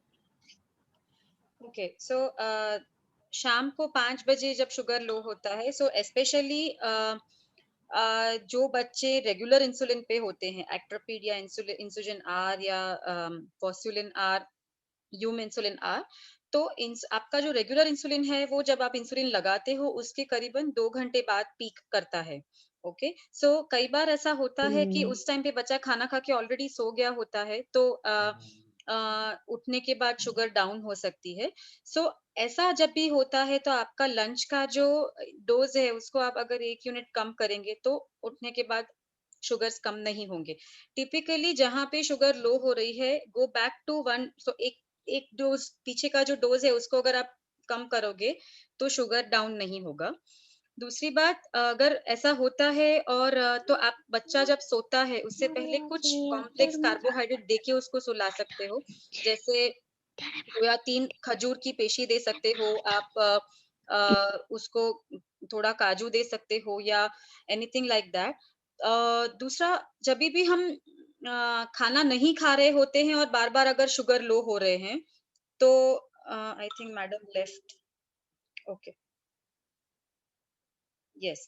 सो जब भी हम तो कई बार अगर हमारा बेसल इंसुलिन जो है, लैंटस या क्लैरिटिस या बेसल ये अगर ज्यादा हो रहा है, तो दैट इज द रीजन कि जब हम खाना खा रहे होते हैं, खाना नहीं खा रहे होते हैं, तब शुगर डाउन हो सकता है। सो इन दैट केस अगर दिन में फ्रीक्वेंटली शुगर्स लो हो रहे हैं, तो दैट मीन्स कि आपका बेसल इंसुलिन कम करने की जरूरत है। पर अगर सिर्फ खाना खाने के या आफ्टरनून नैप के बाद ही लो हो रहा है और बाकी के टाइम पे नॉर्मल है, तो अगर लंच का डोज 1 यूनिट कम करोगे तो that thing would be solved. या फिर बच्चा सोए उससे पहले थोड़ा सा कॉम्प्लेक्स कार्बोहाइड्रेट भी आप लगा सकते हो। So often it is trial and error. कई बार हमने देखा है कि मैं 1 यूनिट कम करती हूँ लंच के बाद तो एक्चुअली शुगर बढ़ जाती है। तो ऐसे टाइम पे rather than decreasing the dose, मैं बच्चे को कुछ थोड़ा सा खाना दे के सुलाऊंगी। से sometimes you know even you can add एक छोटा सा बिस्किट जो बच्चे को पसंद है, ऐसा कुछ। सो ट्रायल एंड एरर, पर यूजुअली आप डोज एडजस्टमेंट करोगे तो ठीक हो जाएगा, right? Yes. Okay, okay, understand. Okay Okay. Ma'am, एक क्वेश्चन भी है, that if at midnight around 1 a.m. if the sugar is 90, do we need to give milk or any other food? That is one question. If you can just Yes. answer that. Can you answer that? I'll just have a word with the Zoom thing if you can have more participants or not. Right. Okay. Can you answer the next 2 questions? Yes, sure. Okay. Okay. Ma'am, but you have to change the slides actually. Okay, so एक question आया है chat box में, that is कि अगर रात को sugar आप check कर रहे हो 1 बजे 1:30 बजे, अगर उस टाइम पे शुगर सो जब भी हम बेड टाइम शुगर्स की बात करते हैं एंड नाइट टाइम शुगर्स की बात करते हैं, उसके टारगेट्स हमारे दिन के शुगर से थोड़े ज्यादा होते हैं. सो हमें typically bed time and night time sugars we want to keep them around between 90 to 180. Younger kids में 180 200 तक जा सकते हैं, ओल्डर किड्स में 160 180 तक में हमें रखने की कोशिश करनी है. आप आपका ट्रेंड देखिए. अगर आपका मॉर्निंग शुगर लो हो रहा है, दैट मीन्स अगर आपका बेसल इंसुलिन ज्यादा पड़ रहा है, तो आप बेसल इंसुलिन को कम करिए ताकि आपका मिडनाइट शुगर लो ना जाए. सी, आपका जो ग्लार्जिन है, बेजलॉग, लैंटस, ग्लैरिटस, ये सब जो है वो बेड टाइम शुगर को और कम नहीं करेंगे. अगर उसका डोज बिल्कुल अप्रोप्रिएट है, तो बहुत बार हमें ऐसा होता है कि हम रात में सोते वक्त जब इंसुलिन लगाया तो हम खाना देते हैं सोच के कि ये इंसुलिन लगाया है इसलिए खाना दे रहे हैं, पर बेसल इंसुलिन के साथ फूड की जरूरत नहीं होती है. से अगर मेरा बच्चे का बेसल इंसुलिन बिल्कुल सही है, तो रात में जो शुगर होगा उसको ही मोर और लेस मेंटेन करके वो मॉर्निंग में लाके रखेगा. ओके, तो इट इज नॉट नेसेसरी कि अगर आपका रात का sugar, bed time sugar suppose 90 है और आप बेसल इंसुलिन लगा रहे हो, तो उसके साथ खाना देना जरूरी नहीं है. हाँ, पर अगर आप एक ट्रेंड फॉलो कर रहे हो जहां पे रोज आपके से 1 o'clock या 2 o'clock के मैंने शुगर चेक किए कि एवरी टाइम इट इज 80-90 के अराउंड ही रह रहा है, तो दैट मीन्स कि आपको इंसुलिन एडजस्ट करने की जरूरत है. Are you getting my point? Right. So bed time sugar अगर 90, 100, 120, 180 के आसपास है, तो आपको एक्स्ट्रा स्नैक देने की जरूरत नहीं पड़नी चाहिए अगर आपका बेसल इंसुलिन सही है. अगर आपको लगता है कि नहीं मैम रात में 90 होता है तो सुबह तक जाके 70-60 हो जाता है, दैट डजंट मीन आपको, दैट मीन्स कि आपको आपका इंसुलिन कम करना है 1 यूनिट रात को जो हम सोते वक्त लगाते हैं वो. राइट, दैट डजंट मीन कि रोज आपको सोते वक्त अगर नाश्ता दोगे तो ही सुबह तक नहीं जाएगा. आपको बेसल इंसुलिन ही कम करना है, तो वो कम जाना ही बंद कर देगा. Right, you have to look for a pattern. Right, एक पैटर्न देखना है. एक बार ऐसा हुआ तो आप हर बार ऐसा करोगे नहीं. अगर बार बार ऐसा होता है तो इंसुलिन का डोज में गड़बड़ है. यस, और आई थिंक ये चीज रुचि मैम नेक्स्ट केस से थोड़ा पता चलेगा.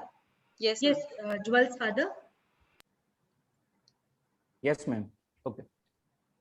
My question is, what do I do if my bedtime sugars are low? अगर मेरा बेड टाइम शुगर लो है तो क्या करना चाहिए मुझे? ओके, तो आप ही मुझे बताओ कि इसमें आपको गड़बड़ कहाँ पे लग रही है और हमें क्या करना चाहिए. 64, 73, 67, मतलब ये जो है कॉन्सिक्यूटिव 4 टाइम लो है, मतलब ये डोज कम करना चाहिए. कौन सा डोज कम करना चाहिए? Before dinner. Before dinner, very good. Right, तो हमने लास्ट टाइम जो हमारा इंसुलिन का सेशन था, हमने उसमें आपको बताया था कि भाई जो टाइम का शुगर में गड़बड़ है, राइट, तो हम उसके लिए पैटर्न देखते हैं. राइट, अगर 3 बार एक ही टाइम का शुगर ज्यादा है या 2 बार एक ही टाइम का शुगर कम है, तो उसका प्रीवियस डोज या तो हम बढ़ाएंगे या हम कम करेंगे. राइट, तो ये पेशेंट ने जैसे उसका 4 बार से शुगर डाउन हो रहा है, तो भी उसने उसका बिफोर डिनर का जो शॉर्ट एक्टिंग इंसुलिन है, जो जहां पे ये 4 यूनिट्स लगा रहे हैं, वो कम नहीं किया है. इसकी वजह से सोते टाइम पे उसका शुगर लो हो रहा है. राइट, तो इस केस में हमको जो डिनर से पहले हम इंसुलिन लगाते हैं वो 1 पॉइंट से कम करना है, ताकि हमारा बेड टाइम जो शुगर है वो कम ना हो जाए. Right, so that is very very important. You look for a pattern. अगर एक बार शुगर लो हुआ, उसके बहुत सारे रीजंस हो सकते हैं. बच्चे ने कम खाया, आपने साइट बदली है, या फिर बच्चे ने बहुत कसरत की, शुगर डाउन हो गया. सो अगर नेक्स्ट डे शुगर नॉर्मल है तो प्रोबेबली इंसुलिन का गड़बड़ नहीं है. राइट, पर बार बार आपको एक पैटर्न मिल रहा है तो डेफिनेटली इंसुलिन का डोज ज्यादा पड़ रहा है. तो जैसे हम शुगर ज्यादा है तो डोज बढ़ाते हैं, अगर शुगर कम है तो हम डोज कम करेंगे. ये डायरेक्ट प्रपोर्शन में जाएगा. ठीक है, सो वेरी वेरी इंपॉर्टेंट, आप लॉगबुक को अच्छे से मेंटेन करिए. देखिए अभी बच्चों को 73, 64 शुगर में शायद सिम्टम्स ना भी आए. राइट, तो आपने चेक किया तो पता चला कि ये 64, 73 है. राइट, एंड ऑलवेज रिमेंबर, हो सके तो सोते टाइम पे हम शुगर्स हमारे 100, 125 के ऊपर रखेंगे, ताकि रात में शुगर लो होने का टेंशन ना रहे, right. It is very very possible कि अगर सोते टाइम ही शुगर हमारा लो है तो रात में शुगर और डाउन हो सकता है, right. So bed time sugar check करना वेरी वेरी इंपॉर्टेंट, और साथ में अगर हमको पैटर्न मिल रहा है तो हम उसके हिसाब से शुगर हमारे डोजेस को एडजस्ट करेंगे, और बेड टाइम शुगर हम 100 to 125 मिनिमम रखेंगे ताकि रात में शुगर हमारी कम ना हो जाए, ठीक है। Ruchi ma'am, you want to add anything to this? One thing is that हम लोग यस यूटिनली पैटर्न देखते हैं। कभी कभी से फॉर एग्जांपल मॉनसून है तो रोज शाम को बारिश हो रही है तो बच्चा खेलने नहीं जाता है, सडनली आज बारिश नहीं है तो बच्चा आज खेलने गया है। सो अगर आज शाम को बच्चा खेला है तो look out for the previous days. आपका जो एक्सपीरियंस रहा है कि जब भी बच्चा शाम को खेलता है तो शायद आपको 3 यूनिट की ही जरूरत पड़ती है डिनर को कवर करने के लिए, तो उसी हिसाब से 3 यूनिट लगाइए। अगर बच्चा खेलने नहीं जा रहा है, बारिश हो रही है, खेलने नहीं गया, तो फिर उस दिन आपको 4 यूनिट की वापस जरूरत पड़ेगी, राइट। सो जो भी आपके प्रीवियस एक्सपीरियंसेस होते हैं डिपेंडिंग ऑन तो उसको हमेशा आप जो मैम बोल रहे हैं कि ट्रेंड को फॉलो करो, उसको हमेशा ध्यान में रखो, राइट। और इसलिए लॉगबुक मेंटेन करना बहुत जरूरी है। This is very very important, ये हमारे लिए नहीं है, ये आपके लिए ही है, तो खास बहुत बार लॉगबुक को मेंटेन करें। यस बहुत बार लोग बेड टाइम शुगर्स चेक नहीं करते, हम देखते हैं सिर्फ 3 बार ही चेक करते हैं। Bed time sugar is very important कि आपका बच्चा कौन से शुगर के साथ सोने जा रहा है, that is very important.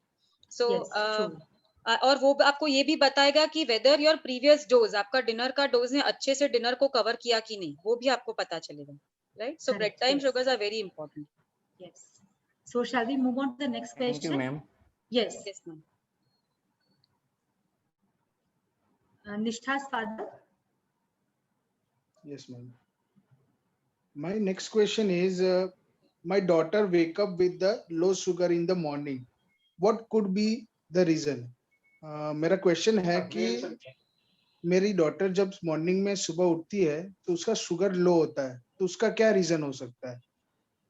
So again हम ये पहले भी डिस्कस कर चुके हैं कि मॉर्निंग का जो शुगर है इसको मेंटेन करने का, या नाइट टाइम जो शुगर्स है इसको मेंटेन करने का मेन काम आपके बेसल इंसुलिन का है। सो जो लोग पेन्स पे हैं, ग्लार्जिन या ट्रेसिबा पे है, ग्लैरिटस, बेसलॉग, लैंटस, ट्रेसिबा, ये सब जो इंसुलिन है ये आपके मॉर्निंग शुगर को मेंटेन करते हैं। सो अगर मिडनाइट एंड मॉर्निंग दोनों शुगर्स अगर कम है, दैट मींस आपको आपके बेसल इंसुलिन को कम करने की जरूरत है। जो लोग सुई पे है, सिरिंजेस पे हैं, उनको नाइट टाइम एनपीएच जो होता है छाछ वाला या ग्रीन इंसुलिन, उसको आप कम करोगे तो फर्क पड़ेगा। अगेन ये क्वेश्चन बहुत ओवरलैपिंग है एक्सरसाइज के साथ। Ma'am should I take that thing, exercise का इफेक्ट बीच थोड़ा सा? एक्सरसाइज का हम ले रहे हैं, there are 3-4 questions on exercise, so right. yes. So exercise हम डिस्कस कर रहे हैं। सो टिपिकली अगर मॉर्निंग में शुगर कम है तो इवन अगर आप, बहुत सारे बच्चे हैं आपका बेसल इंसुलिन इवन मॉर्निंग में लगाते हैं, स्टिल अगर नेक्स्ट डे मॉर्निंग का शुगर अगर कम है, दैट मीन ओनली मींस कि आपको बेसल इंसुलिन कम करना है, राइट। यस, क्योंकि हमारा जो बिफोर डिनर का शॉर्ट एक्टिंग है उसका असर तो खत्म हो गया, मॉर्निंग तक नहीं फिर जाएगा। जो बाकी है वो हमारा बेजल ही बाकी है, right. So very very important कि, और दूसरा काफी बार रुचि मैम ऐसा भी होता है ना कि रात का सोते टाइम का शुगर कम है थोड़ा, तो लोग उनके बेसल इंसुलिन को कम कर देते हैं, राइट, और इसलिए सुबह में शुगर हमारी ज्यादा आ जाती है। So another thing to remember is कि हमारा जो रात का बेसल इंसुलिन है उसका डोज नेक्स्ट डे मॉर्निंग का शुगर डिसाइड करेगा, ना कि bed time sugar. Bed time sugar की गड़बड़ है बिफोर डिनर इंसुलिन की वजह से, राइट। सो ये मिस्टेक लोग कॉमनली करते हैं कि कभी 10 लगा रहे तो सीधा 6 लगा देते हैं अगर उनका बेड टाइम शुगर 80 आ जाता है, and next day morning the sugar is very high. तो प्लीज मेक श्योर कि ऐसी मिस्टेक ना हो। सो ऐसा नहीं है कि आपका 11 बजे का रात का शुगर 60 है और आपने फुल डोज बेजल लगाया तो वो 60 से नीचे लाके 30 कर देगा। नो, ये बेजल इंसुलिन का काम नहीं है। बेजल इंसुलिन बैकग्राउंड में ही काम करता है। 60 शुगर को आप करेक्ट करो आपके जैसे हमने बात किया वैसे, और आपका रूटीन बैकग्राउंड इंसुलिन लगाओ, जो भी नॉर्मल डोज है वो लगाओ। Correct, okay. So let us move on to the next question. Yes, Okay, ma'am. Which is the best time to exercise to prevent hypoglycemia? Hypoglycaemia से बचने के लिए एक्सरसाइज का सही समय कौन सा है? राइट, तो सबसे पहले द मोस्ट इम्पोर्टेंट थिंग कि हर एक बच्चे को एक्सरसाइज करना बहुत जरूरी है, राइट, क्योंकि इसके बहुत सारे बेनिफिट्स है, राइट। नंबर 1, हमें हेल्दी रखता है, डेफिनेटली हमारा वेट कंट्रोल में रखता है, यस, हमारे हार्ट को स्ट्रॉन्ग रखता है। और रिमेंबर, डायबिटीज के साथ कभी कभी रेयरली हार्ट में भी प्रॉब्लम हो सकता है, लॉन्ग स्टैंडिंग, राइट। अगर हमने रेगुलर एक्सरसाइज करी है तो ये हमारे हार्ट को भी स्ट्रॉन्ग रखता है। And the most important thing, ये हमारी इंसुलिन सेंसिटिविटी को बढ़ाता है, मतलब हमारा इंसुलिन ज्यादा अच्छे से काम कर पाता है, राइट। सो ये इसलिए बहुत ज्यादा जरूरी कि हम एक्सरसाइज करें। अब एक्सरसाइज कब नहीं करनी चाहिए? इंसुलिन देने के तुरंत बाद हम एक्सरसाइज नहीं करेंगे, क्योंकि उस टाइम पे एक्शन इंसुलिन का फुल है। अगर हमने कसरत भी करी तो शुगर हमारी डाउन हो जाएगी, राइट। सो एक्सरसाइज हम यूजुअली कब सजेस्ट करते हैं कि इंसुलिन का जो पीक इफेक्ट है वो डाउन होने में है, उस टाइम पे आप एक्सरसाइज करो। जैसे अगर आपने दोपहर को 1 बजे खाना खाया है और आप नेक्स्ट इंसुलिन लोगे शाम को 7 बजे, तो I think 5 PM to 7 PM is the best time कि जब आप एक्सरसाइज कर सकते हो, क्योंकि 1 बजे का इंसुलिन बढ़ा और अभी ये डाउन जा रहा है। तो इस टाइम पे अगर आप कसरत को करोगे तो आपका शुगर कम नहीं होगा, राइट। सो खाना खाने के मतलब इंसुलिन लेने के तुरंत बाद हम नहीं करेंगे, हम खाना खाने के तुरंत बाद भी कसरत नहीं करेंगे, क्योंकि फिर क्या होता है, पूरा ब्लड सर्कुलेशन हमारे हैंड्स और लेग्स में चला जाता है और जो डाइजेशन को ब्लड सप्लाई मिलना चाहिए वो नहीं मिलता है, राइट। सो इंसुलिन देने के तुरंत बाद नहीं करेंगे, हम खाना खाने के तुरंत बाद नहीं करेंगे, और इंसुलिन का पीक इफेक्ट डाउन आ रहा है, that is the best time to exercise, right, ताकि हमें लो शुगर भी ना हो और हमें एक्सरसाइज की भी बेनिफिट मिले। Ruchi ma'am, you want to add anything to that? Okay ma'am. या Ruchi ma'am? No, ma'am. No, ma'am. Okay, so then let us move to the next question. Yes. My next question is, sometime even after playing a lot of my daughter have a high blood sugar. How is this possible? मतलब मेरा कहना यह है कि मेरी daughter जब बहुत सारा एक्सरसाइज या खेलती है फिर भी उसका शुगर हाई रहता है, उसका क्या रीजन हो सकता है? राइट, सो ये भी बहुत बहुत कॉमन क्वेश्चन होता है, और बहुत कॉमनली ऐसा होता है कि अगर शुगर 300 आ गया तो मम्मी पापा बोलते हैं आप सीढ़ी 10 बार उतर जाओ, चढ़ जाओ और आपका शुगर कंट्रोल में आ जाएगा। सी एक चीज समझना जरूरी है, एक्सरसाइज के साथ बहुत चेंजेस होते हैं बॉडी में। सो सिंपल लैंग्वेज में हम बोलते हैं कि इंसुलिन जरूरी है, सारे ऑर्गन्स को शुगर को एक्सेप्ट करने के लिए इंसुलिन जरूरी है, राइट। अगर हमारा हार्ट या किडनी या किसी को भी शुगर एक्सेप्ट करना है तो अगर इंसुलिन नहीं है वो लोग शुगर नहीं एक्सेप्ट कर पाएंगे। Same thing happens with muscles, हमारे स्नायु जो कॉन्स्टेंटली काम करते हैं जब हम एक्सरसाइज कर रहे होते हैं, उनको भी शुगर यूज करने के लिए इंसुलिन की जरूरत है, राइट।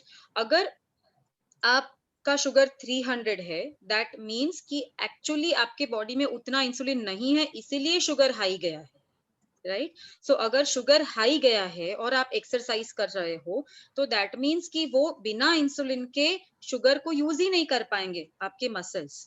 सो इसकी वजह से दूसरा, आप जब एक्सरसाइज करते हो तो सिंपैथेटिक ओवर एक्टिविटी, मतलब ये जो एड्रेनालिन रश जो हम बता रहे थे पहले, वो भी थोड़ा साथ में होता है, जिसकी वजह से भी शुगर थोड़ा रिलीज होता है ब्लड में।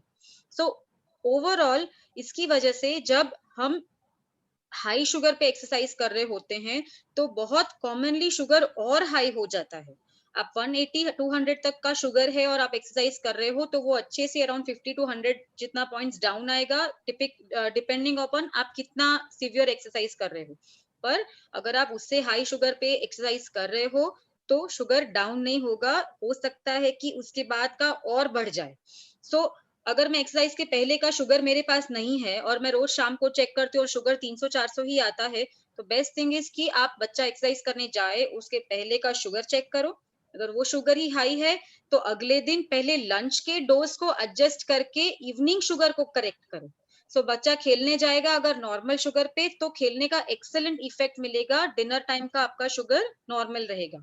राइट. सो हाई शुगर पे बच्चे को इनफैक्ट ज्यादा खेलना नहीं चाहिए, नॉर्मल शुगर पे खेलना चाहिए. Will come to that. पर दिस इज द रीजन कि खेलने के बाद भी शुगर हाई हो सकता है, राइट. सो इसलिए यस. हाँ. और खेलते time we have to ask them कि वो लोग लिक्विड ज्यादा लेते रहे. Hydration is very important. कभी कभी डिहाइड्रेशन की वजह से भी शुगर्स बढ़ जाती है. बढ़ सकते हैं. Yes.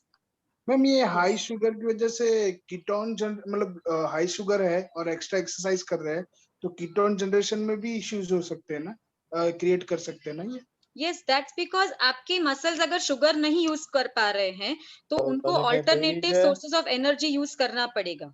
Alternative source of energy is your ketones या उसके या फैट है. सो इसकी वजह से उस टाइम पे कीटोन्स आने की पॉसिबिलिटी बढ़ जाती है.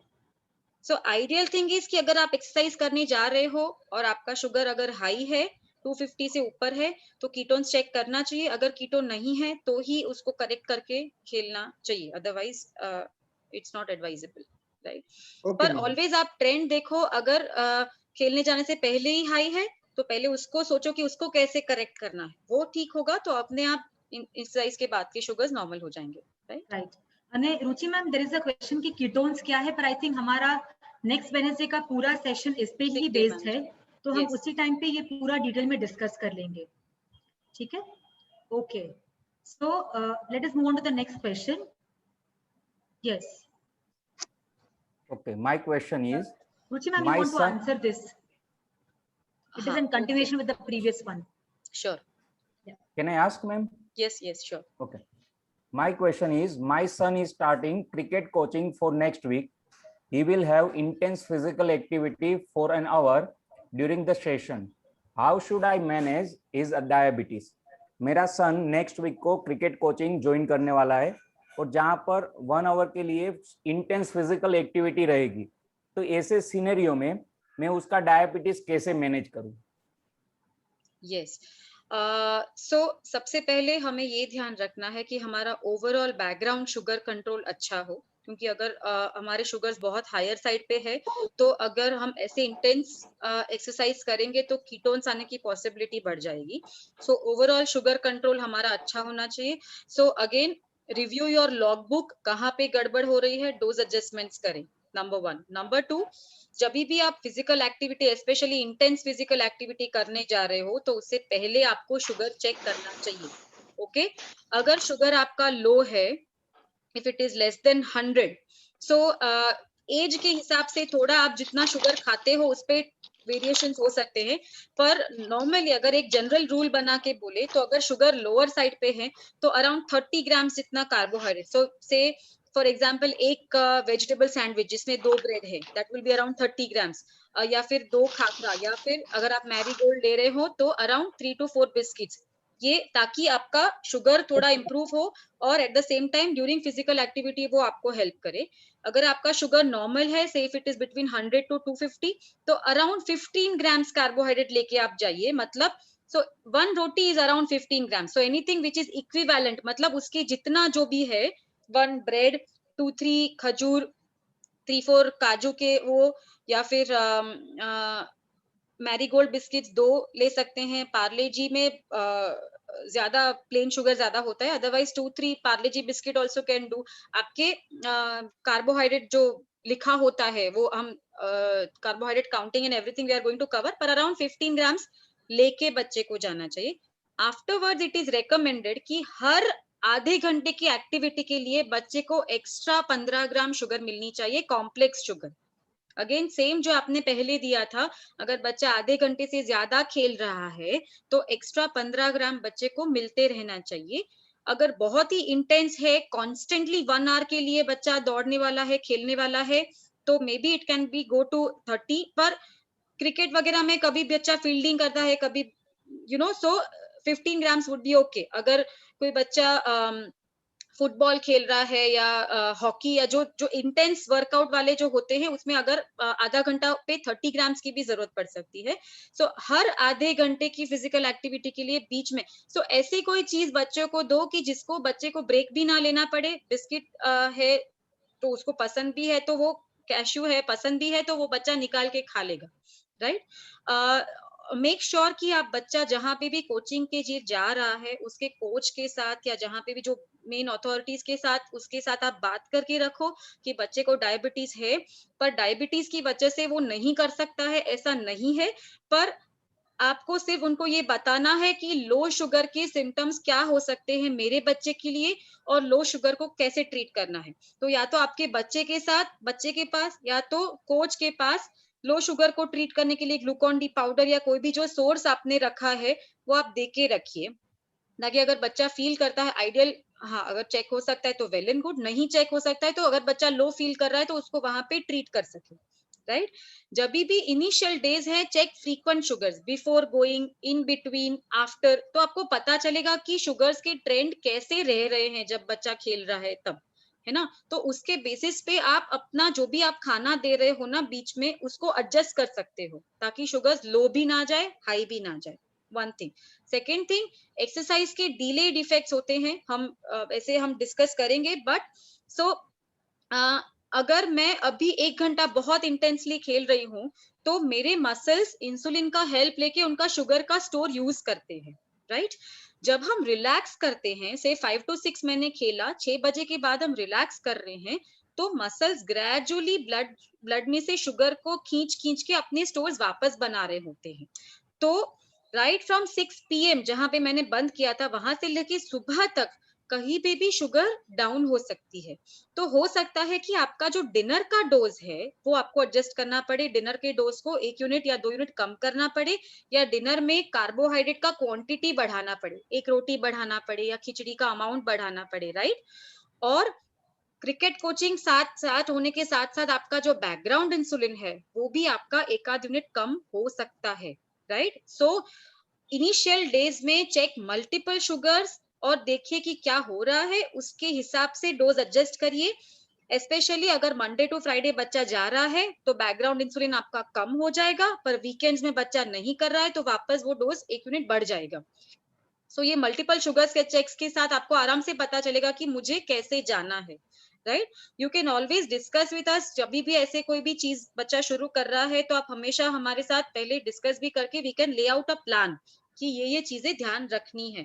एक बार बच्चे को कॉन्फिडेंस आ जाएगा ना तो उसको आगे जाके भी तकलीफ नहीं पड़ेगा, right. We have so many sports people जो बहुत आगे बढ़े हैं, है ना। तो ये सारी चीजें बच्चों को इंटेंस फिजिकल एक्टिविटी करने पे बार नहीं करती है, हमें हमारा पैनिक या एंजाइटी बच्चों पे ट्रांसफर नहीं करना, राइट। ये चीज क्लियर हो रही है? Yes, ma'am. I think Clear. Ruchi ma'am ये सब का ध्यान हम फेस्टिवल्स में भी रखना चाहिए, जैसे नवरात्रि है।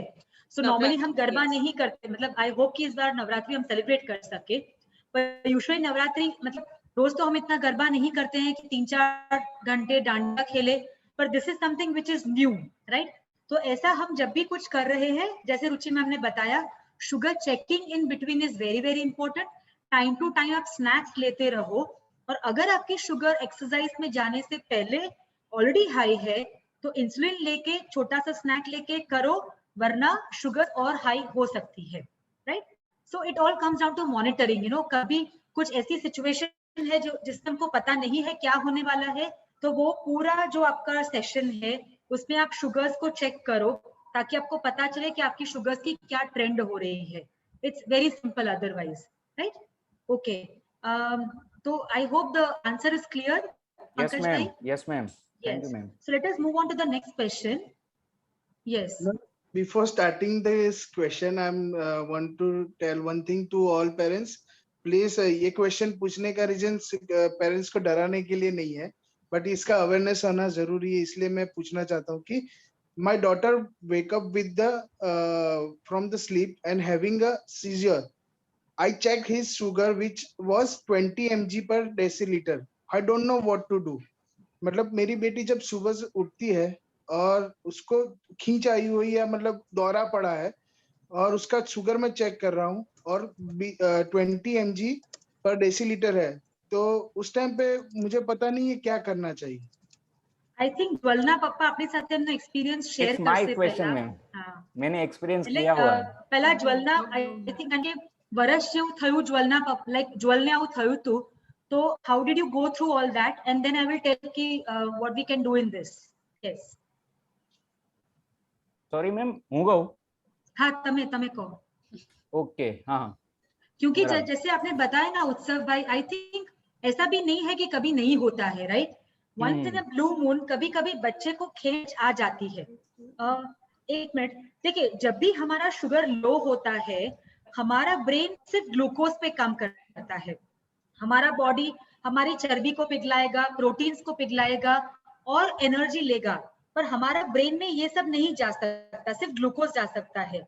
सो अगर बॉडी में ग्लूकोज डाउन हुआ तो उसका फास्ट फास्ट असर ब्रेन पे आना शुरू हो जाता है, राइट? तो ब्रेन ने पहले वार्निंग साइंस दिए, जैसे रात में मैंने बताया ना कि हम काफी बार ये सिम्टम्स को मिस कर देते हैं क्योंकि बच्चा डीप स्लीप में है, हम भी थक के सो गए हैं, तो छोटी छोटी चीजें हमने मिस कर दी है और शुगर हमारा बहुत ही डाउन चला गया है, राइट? तो कभी कभी उस टाइम पे या तो खेच, जैसे आपने कही आंचकी, झोंटो, खींच जो बोलते हैं, या फिर कभी कभी हम बेहोश भी हो सकते हैं, આપણે બેભાનપણ થઈ શકીએ છે। सो पहला ज्वलना फादर विल उनका एक्सपीरियंस शेयर करते हैं, फिर मैं बताती हूँ कि अगर ऐसा होता है तो हम क्या कर सकते हैं। यस मैम, हाँ, थैंक यू मैम। हाँ, तो फर्स्ट એટલે એક દિવસ એ રાત્રિમાં મતલબ કે સૂતો જ હતો, બરાબર? તો અચાનક અમારી નીંદર, અમે જાગ્યા ઊંઘમાંથી, તો એકચ્યુઅલી એને આમ બોલતો તો કશું, બોલી પણ નતો શકતો, એટલે અમે એને આમ હલાયો, બટ એક સાઈડનો પાર્ટ બોડીમાં, એક સાઈડનો પાર્ટ ટોટલી પેલો થઈ ગયો હતો, અનઅવેર, બરાબર? કોઈ આમ હાથ બી આમ પકડીએ તો સીધો મૂકીએ એટલે નીચે પડી જતો હતો। તો ઇવન પહેલા તો અમે શું કર્યું કે ભાઈ તરત જ ગ્લુકોઝ આપી દીધું, બરાબર? ત્યારે કંઈ સૂચતું જ નહોતું કે શું કરવું। અને પછી આઈ થિંક એ બહુ જ અર્લી મોર્નિંગ, લગભગ 7 o'clock અરાઉન્ડ આ થયું હતું, બરાબર? તો પહેલા તો શુગર આપ્યું અને તેમ છતાં કોઈ જ એમાં હજુ કોઈ સુધારો નહોતો આવતો। તો પહેલા તરત જ અમે શાલ્મી મેમને ફોન કર્યો, વિડીયો કોલ કર્યો, અને તરત જ શાલ્મી મેમે ફર્સ્ટ ટાઈમ જ રિસીવ કર્યો। પછી શાલ્મી મેમે ગાઈડ કર્યું કે ભાઈ એને શુગર ને એવું આપો, બરાબર? અને શુગર આપ્યું, તેમ છતાં લગભગ અડધો કલાક થયું, બટ કોઈ જ એમાં હજુ મૂવમેન્ટ નથી આવતી। એક સાઈડનો લગભગ આખું જ અંગ એ ખોટું થઈ ગયું એવું કહી શકાય, બરાબર? બટ પછી પાછો અગેન બહુ ચિંતા થતી હતી, એટલે અગેન પાછો શાલ્મી મેમને ફોન કર્યો, તો શાલ્મી મેમે કહ્યું કે ભાઈ અડધો એક કલાક કે કલાક જેવું આમાં થશે એ, ઓકે? તો અમે એટલે શાલ્મી મેમે કહ્યું તો એટલે થોડું, બટ તેમ છતાં બહુ જ અંદરથી બહુ ચિંતા હતી, બટ ધીમે ધીમે લગભગ કલાક પછી થોડું એ હાથને એમાં મૂવમેન્ટ આવી, બટ બોલવામાં હજુ બી એમ પ્રોબ્લેમ થતો હતો, બોલી નતો શકતો, એટલે આ રીતે ફેસ કર્યું। બટ લગભગ 2 કલાકમાં એ ટ્રીટ થયું હતું, બરાબર? એટલે એ બહુ જ ખરાબ એક્સપિરિયન્સ હતો અમારી સાથે, બટ એ શાલ્મી મેમના ગાઈડન્સથી તરત જ thank you ma'am once again. ખરેખર ત્યારે બહુ જ ગભરાઈ ગયા હતા મેમ, એટલે point of asking you was કે ભાઈ આવું ક્યારેક ક્યારેક થઈ શકે, राइट? सो अगर हम पैनिक हो जाते हैं बिकॉज कि क्या हो रहा है, यू नो, आप जैसे कभी ऐसा होता है और हमारे बहुत सारे पेशेंट्स कंप्लेन भी करते हैं कि मैम उसे खींच आ गई या उसका एक साइड का हाथ बहुत हिल रहा था। सो अगेन सबको डराने के लिए नहीं, पर अगर ऐसा कुछ सिचुएशन होता है तो यू आर मेंटली प्रिपेयर्ड कि आपको क्या करना है, राइट? क्योंकि हमें पता है कि लो शुगर में ये ऐसा हो सकता है। सेकेंड, अगर एक बार उसको खींच आती है उससे उसको कोई परमानेंट ब्रेन डैमेज नहीं होने वाला है, राइट? पर अगर ये लो शुगर और खींच बहुत लंबे टाइम तक रहता है, then there is a chance that brain damage can happen, right? So अगर जैसे आप पैनिक सिचुएशन में आ गए, आप पता नहीं है क्या करना है, यहाँ वहां जा रहे हो, या आपको लगता है कि मैं उसको डॉक्टर के पास ले जाऊं जो आधा घंटा लगेगा पहुंचने में, तो वो क्रिटिकल टाइम हम मिस कर रहे हैं, राइट? अब रिमेंबर, बच्चा जब अनकॉन्शियस है या बच्चे को खींच आ रही है या एकदम सुनमुन पड़ा है, आप उसको ग्लूकोज पिलाने की कोशिश करोगे तो वो पी नहीं पाएगा और पूरा वो श्वास नली में चला जाएगा, उसको हम बोलते हैं एस्पिरेशन, राइट? लंग्स में चला जाता है। सो उस टाइम पे हम बोलते हैं कि आप ग्लूकोज का पेस्ट बनाओ, राइट? उसका जैसे अपने दंत मंजन का पेस्ट बनाते हैं वैसे पेस्ट बना के आप उसके गम्स में रब करना शुरू कर दो, ताकि वहां से वो फटाफट शुगर को, देखो पहली बात, ओके, थोड़ा मैं वापस जाती हूँ। जब भी अगर बच्चे को खींच आती है, बेसिक्स फर्स्ट, बच्चे को साइड टर्न कर दो, राइट? कभी भी, क्योंकि उस टाइम पे उसके टीथ भी क्लेंच हो जाते हैं, ऐसा क्लेंच हो जाता है, तो कुछ अंदर डालने की कोशिश मत करो, वरना आपकी उंगली गई, राइट? और it is not advisable, right. So बच्चे को साइड टर्न कर दो ताकि उसको जो भी सिक्रीशंस आ रहे हैं वो श्वास नली में ना चले जाए, वो एस्पिरेट ना करे। This is basic. कोई भी आंचकी आती है लो शुगर की वजह से कि एपिलेप्सी की वजह से, this is the basics, right. So always turn to the side, right. Don't try to put any, या फिर उसके जॉस को ऐसे, अगर हो सकता है कभी टंग बाइट कर ले, जैसे कभी टंग ऐसे बीच में आ गई ना, तो पॉसिबल है कि टंग बाइट कर सकता है बच्चा, पर वो खोलने की कोशिश मत करो, टंग बहुत जल्दी हील हो जाती है। So there is nothing to worry about it, right. और फिर ये टीथ को खोले बिना सिर्फ लिप्स को ओपन करके to start rubbing the glucose powder का जो आपने पेस्ट बनाया है दंत मंजन की जैसे ऑन द गम्स, राइट, ताकि साइड से शुगर अब्सॉर्ब होके वो शुगर को बढ़ाने लगे, राइट। दूसरा, ऑलवेज मेक कीप हैंडिंग आपके जो भी इमरजेंसी कॉन्टैक्ट नंबर्स है, राइट, या फिर आपके पास वाले जो भी हॉस्पिटल्स है जहां आपको पता है कि 24/7 आपको पीडियाट्रिशियन मिल जाएंगे, राइट, उनका नंबर्स, एड्रेस, हॉस्पिटल एड्रेसेस, वो सब आप एक वॉल पे चिपका के रखो, क्योंकि उस पैनिक सिचुएशन में आपको कुछ याद नहीं आएगा, right. So while you are doing the rubbing thing, you can plan to take the child to the hospital, right. That is one option. दूसरा, हम हमेशा पेरेंट्स को बोलते हैं कि हो सके तो ये ग्लूकागॉन इंजेक्शन हम घर पे रखेंगे, राइट। ग्लूकागॉन का इंजेक्शन करीबन 1000 या 1200 रुपए का आता है। नोवो नॉर्डिस्क करके कंपनी है जो ग्लूकागॉन का इंजेक्शन बनाता है, और करीबन 1 साल का उसका एक्सपायरी है। सो अगर हमारे काम नहीं आता है तो at the end of 1 year आपका 1000 रुपीज वेस्ट होने का चांसेस है, पर अगर है तो आपका हॉस्पिटलाइजेशन और जो एक दिन बच्चे को हॉस्पिटल में दाखिल रखते हैं वो सब अवॉइड हो सकता है, और आपके बच्चा तुरंत ही रिकवर कर जाएगा, ठीक है। अब glucagon is anti insulin, right. Insulin क्या करता है, ग्लूकोज को बढ़ने नहीं देता है। ग्लूकागॉन लिवर में जो हमारे स्टोर्स है, हम बोलते हैं ना, अगर आपको बंदर और क्रोकोडाइल की स्टोरी पता है तो एनु काळजू खावतु केम, लिवर केम खावतु, कारण के लिवर बहुत स्वीट होय, राइट। लिवर में ग्लाइकोजन है जो ग्लूकोज नो स्टोर है, राइट। सो लिवर में बहुत सारा ग्लूकोज का स्टोर पड़ा है, पर इंसुलिन उसको रिलीज नहीं होने देता, राइट।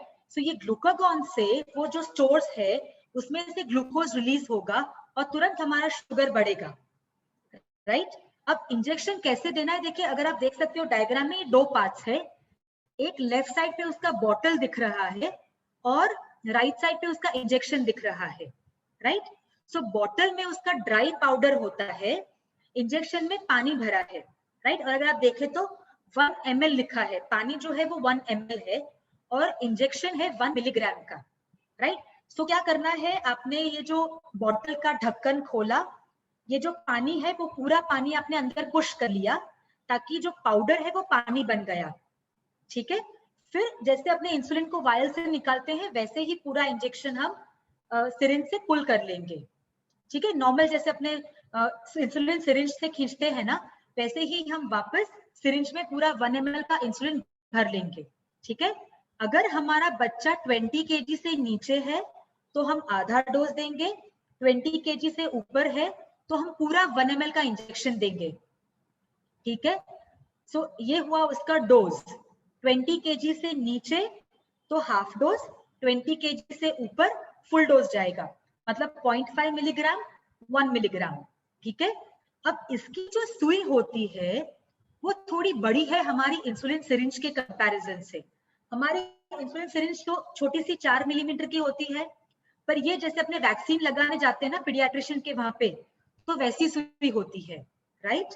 तो ये इंजेक्शन हम पैर पे लगाएंगे, जहां पे हम इंसुलिन देते हैं ना।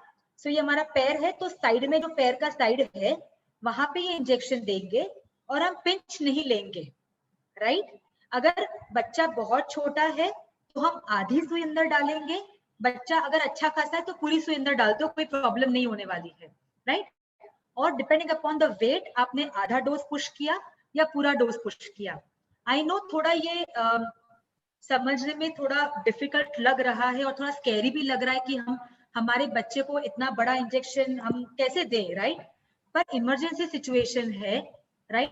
तो उस टाइम पे ये चीज आपको स्ट्रॉन्ग बन के करनी ही पड़ेगी, क्योंकि अगर आप डॉक्टर के पास जाते हो, डॉक्टर आएंगे, आधा पौना घंटा आराम से निकल जाएगा, और उतना टाइम हम बच्चे को लो शुगर में नहीं रहने दे सकते हैं, राइट। सो आपने डेफिनेटली ग्लूकोज को रब करना शुरू कर दिया है, पर कभी कभी अगर शुगर बहुत लो है तो उससे शुगर बढ़ने में टाइम लगता है।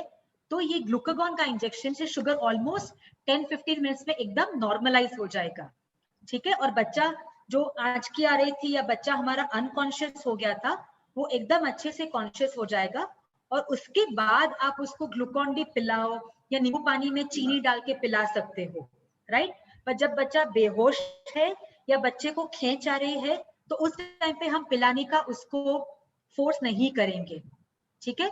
सो ये इंजेक्शन टेक्निक क्लियर हो गया कि यू वांट कि वापस मैं बताऊं? Ruchi ma'am, was it clear? Yes, ma'am. Yes, ma'am. Yes, ma'am. Okay, yes, right? very much clear. Right. So without getting scared, हमको डरे बिना ये इंजेक्शन पुश कर देना है, कुछ नहीं होने वाला है, बच्चा ठीक ही होगा, राइट। सो ऐसा नहीं सोचना है कि इतनी बड़ी सुई है तो मैं इंजेक्शन कैसे लगाऊंगी। अगर आपको लग रहा है कि बच्चे का पैर पतला है, मसल मास कम है, तो आप आधी सुई अंदर डालो और इंजेक्शन को पुश कर दो। आपको लग रहा है कि हमारा बच्चा थोड़ा हट्टा कट्टा है तो पूरी सुई अंदर डाल के इंजेक्शन पुश कर दो। मतलब there is nothing to be scared of, injection से डरने की जरूरत नहीं है। आपका बच्चा एकदम 10 मिनट में कॉन्शियस बैक टू नॉर्मल हो जाएगा, राइट। दूसरी चीज जो अगेन थोड़ा हमको स्कैरी लगता है कि कभी कभी जैसे ज्वल के साथ हुआ कि सीजर खत्म हो गया, बच्चा कॉन्शियस हो गया, तो भी कभी कभी एक साइड बॉडी हमको पैरालाइज लग सकता है, उसको हम बोलते हैं towards paralysis. It is a well known thing कि हाइपोग्लाइसीमिया के बाद कभी कभी एक साइड का बॉडी हमको थोड़ा वीक लगता है, बच्चे का स्पीच थोड़ा स्लर्ड लगता है, मतलब आप बोलो तो ऐसा कुछ वो करेगा, ठीक है। पर ये कंप्लीटली रिकवर हो जाएगा, थोड़ा टाइम लगता है, कभी कभी 12 घंटे भी लगते हैं ये वीकनेस को रिकवर करने में, पर दिस इज 100% रिकवरेबल, राइट। इसकी कोई लॉन्ग स्टैंडिंग ब्रेन पे असर नहीं है अगर आपने लो शुगर को फास्ट ट्रीट कर लिया है, right. So most important thing, do not panic अगर ऐसा होता है तो, क्योंकि पैनिक में हमने जो सीखा है वो हम सब कुछ भूल जाते हैं, right. Second, start rubbing the sugar. अगर ग्लूकागॉन नहीं है, fine, keep on rubbing the sugar, और ये करके 15 मिनट के बाद वापस शुगर को चेक करो।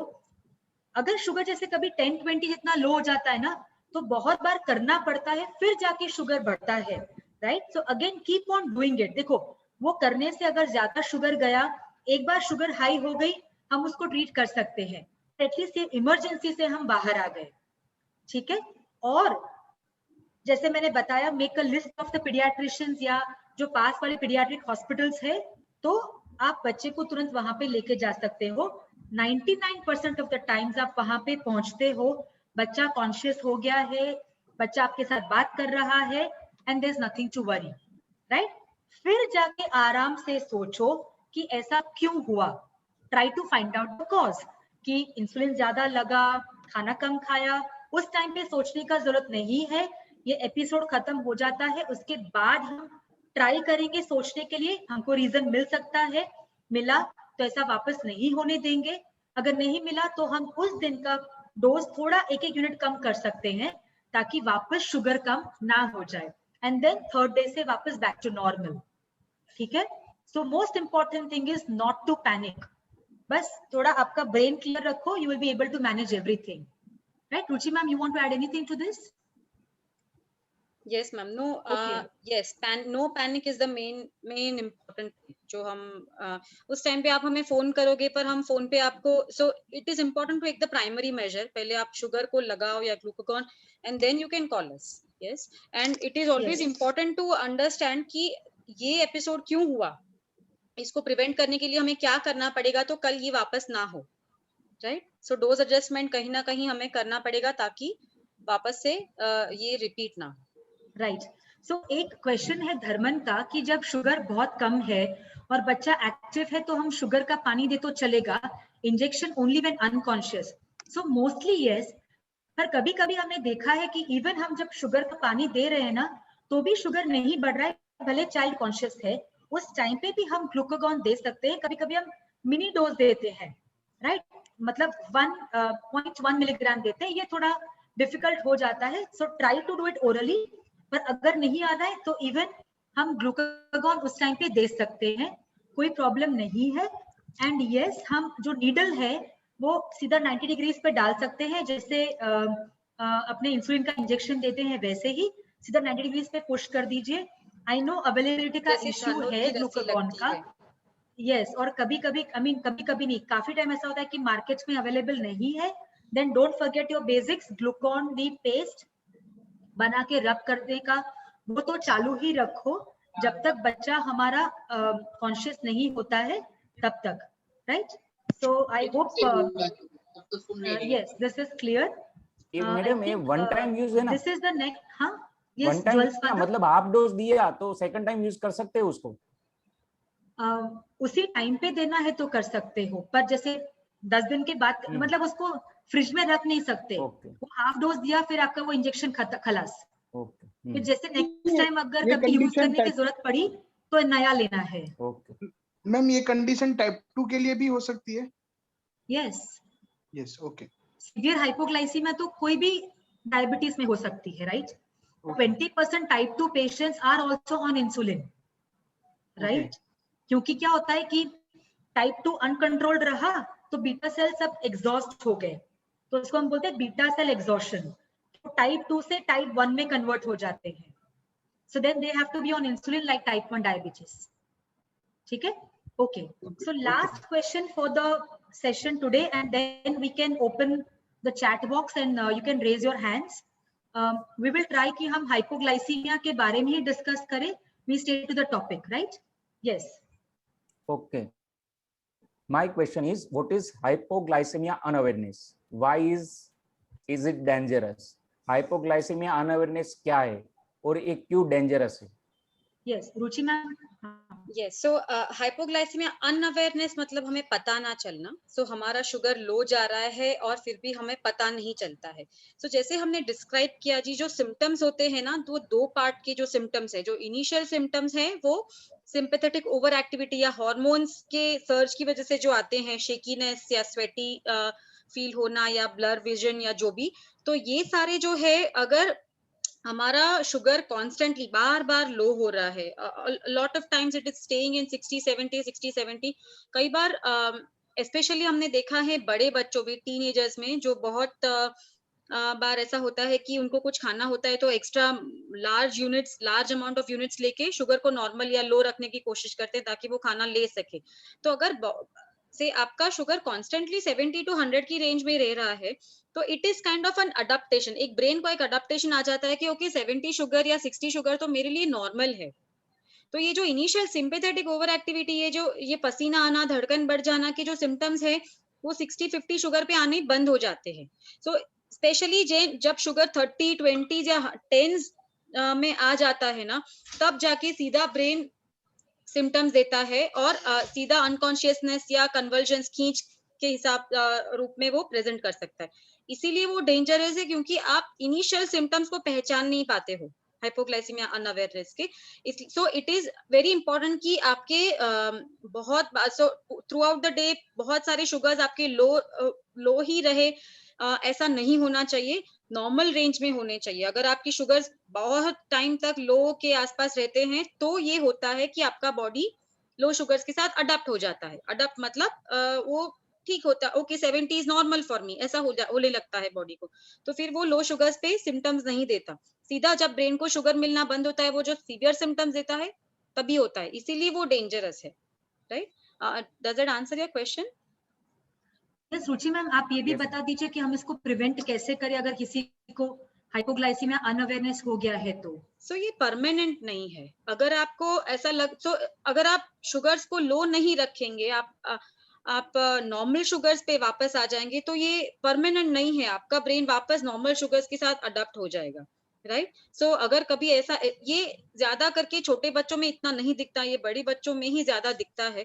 सो अगर कभी ऐसा हुआ कि इनिशियल सिम्टम्स के बिना आपको सीधा सिवियर सिम्टम्स आ रहे हैं, that means it is possible you discuss with your doctor right. Normal means target sugars जो हम बोलते हैं at least more than 80. There is a question what are normal sugars. So usually हम जो प्री मील sugars हैं जिसको हम 80 to 150 160 तक रखने की कोशिश करते हैं. So most sugar should be 80 के ऊपर, राइट. अगर कोई बच्चे का बेसल इंसुलिन बहुत ज्यादा है तो दिन में मल्टीपल लोज हो रहे हैं, या कोई बच्चा टिपिकली हनीमून फेज में जो बच्चे होते हैं जिनको बार बार लो होते हैं उनमें लॉन्ग टर्म हाइपोग्लाइसीमिया अनअवेयरनेस नहीं होता है. ये बहुत सालों के डायबिटीज के बाद या बहुत महीनों के लो शुगर्स के बाद ये होता है, राइट. छोटे बच्चों में इतना सीवियर नहीं होता है, राइट. सो यस, पर अगर आप लो शुगर्स को प्रिवेंट करेंगे तो आप हाइपोग्लाइसीमिया अनअवेयरनेस को भी प्रिवेंट करेंगे. पर हमें ये टर्म पता होना चाहिए कि ऐसा भी हो सकता है, ये हमें पता होना जरूरी है, राइट. राइट. और ऐसा नहीं है कि नहीं हो सकता है. सो 7 से मतलब मे बी 1 to 2 वीक्स के लिए अगर आप शुगर्स को थोड़े हायर साइड पे ले जाओगे ना, तो थोड़ा ही ड्रॉप हुआ तो body will realises and then body वापस वो लो शुगर के सिम्टम्स देना शुरू कर देगा, right. So that is a good way कि आप आपका जो हाइपोग्लाइसीमिया अनअवेयरनेस है उसको आप रिवर्ट करके बैक टू नॉर्मल पे ला रहे हो, राइट. सो जब भी ऐसा लग रहा है कि लो शुगर्स पे आपका बच्चा रिस्पॉन्ड नहीं कर रहा है, तो 1 या 2 हफ्तों के लिए थोड़ा नॉर्मल से थोड़ा हाई ले जाइए, तो थोड़ा इंसुलिन का डोज कम कर दीजिए, ताकि वो जब शुगर ड्रॉप हुआ तो उसके वापस जो नर्वस सिस्टम है वापस उसके एक्टिवेट हो जाए.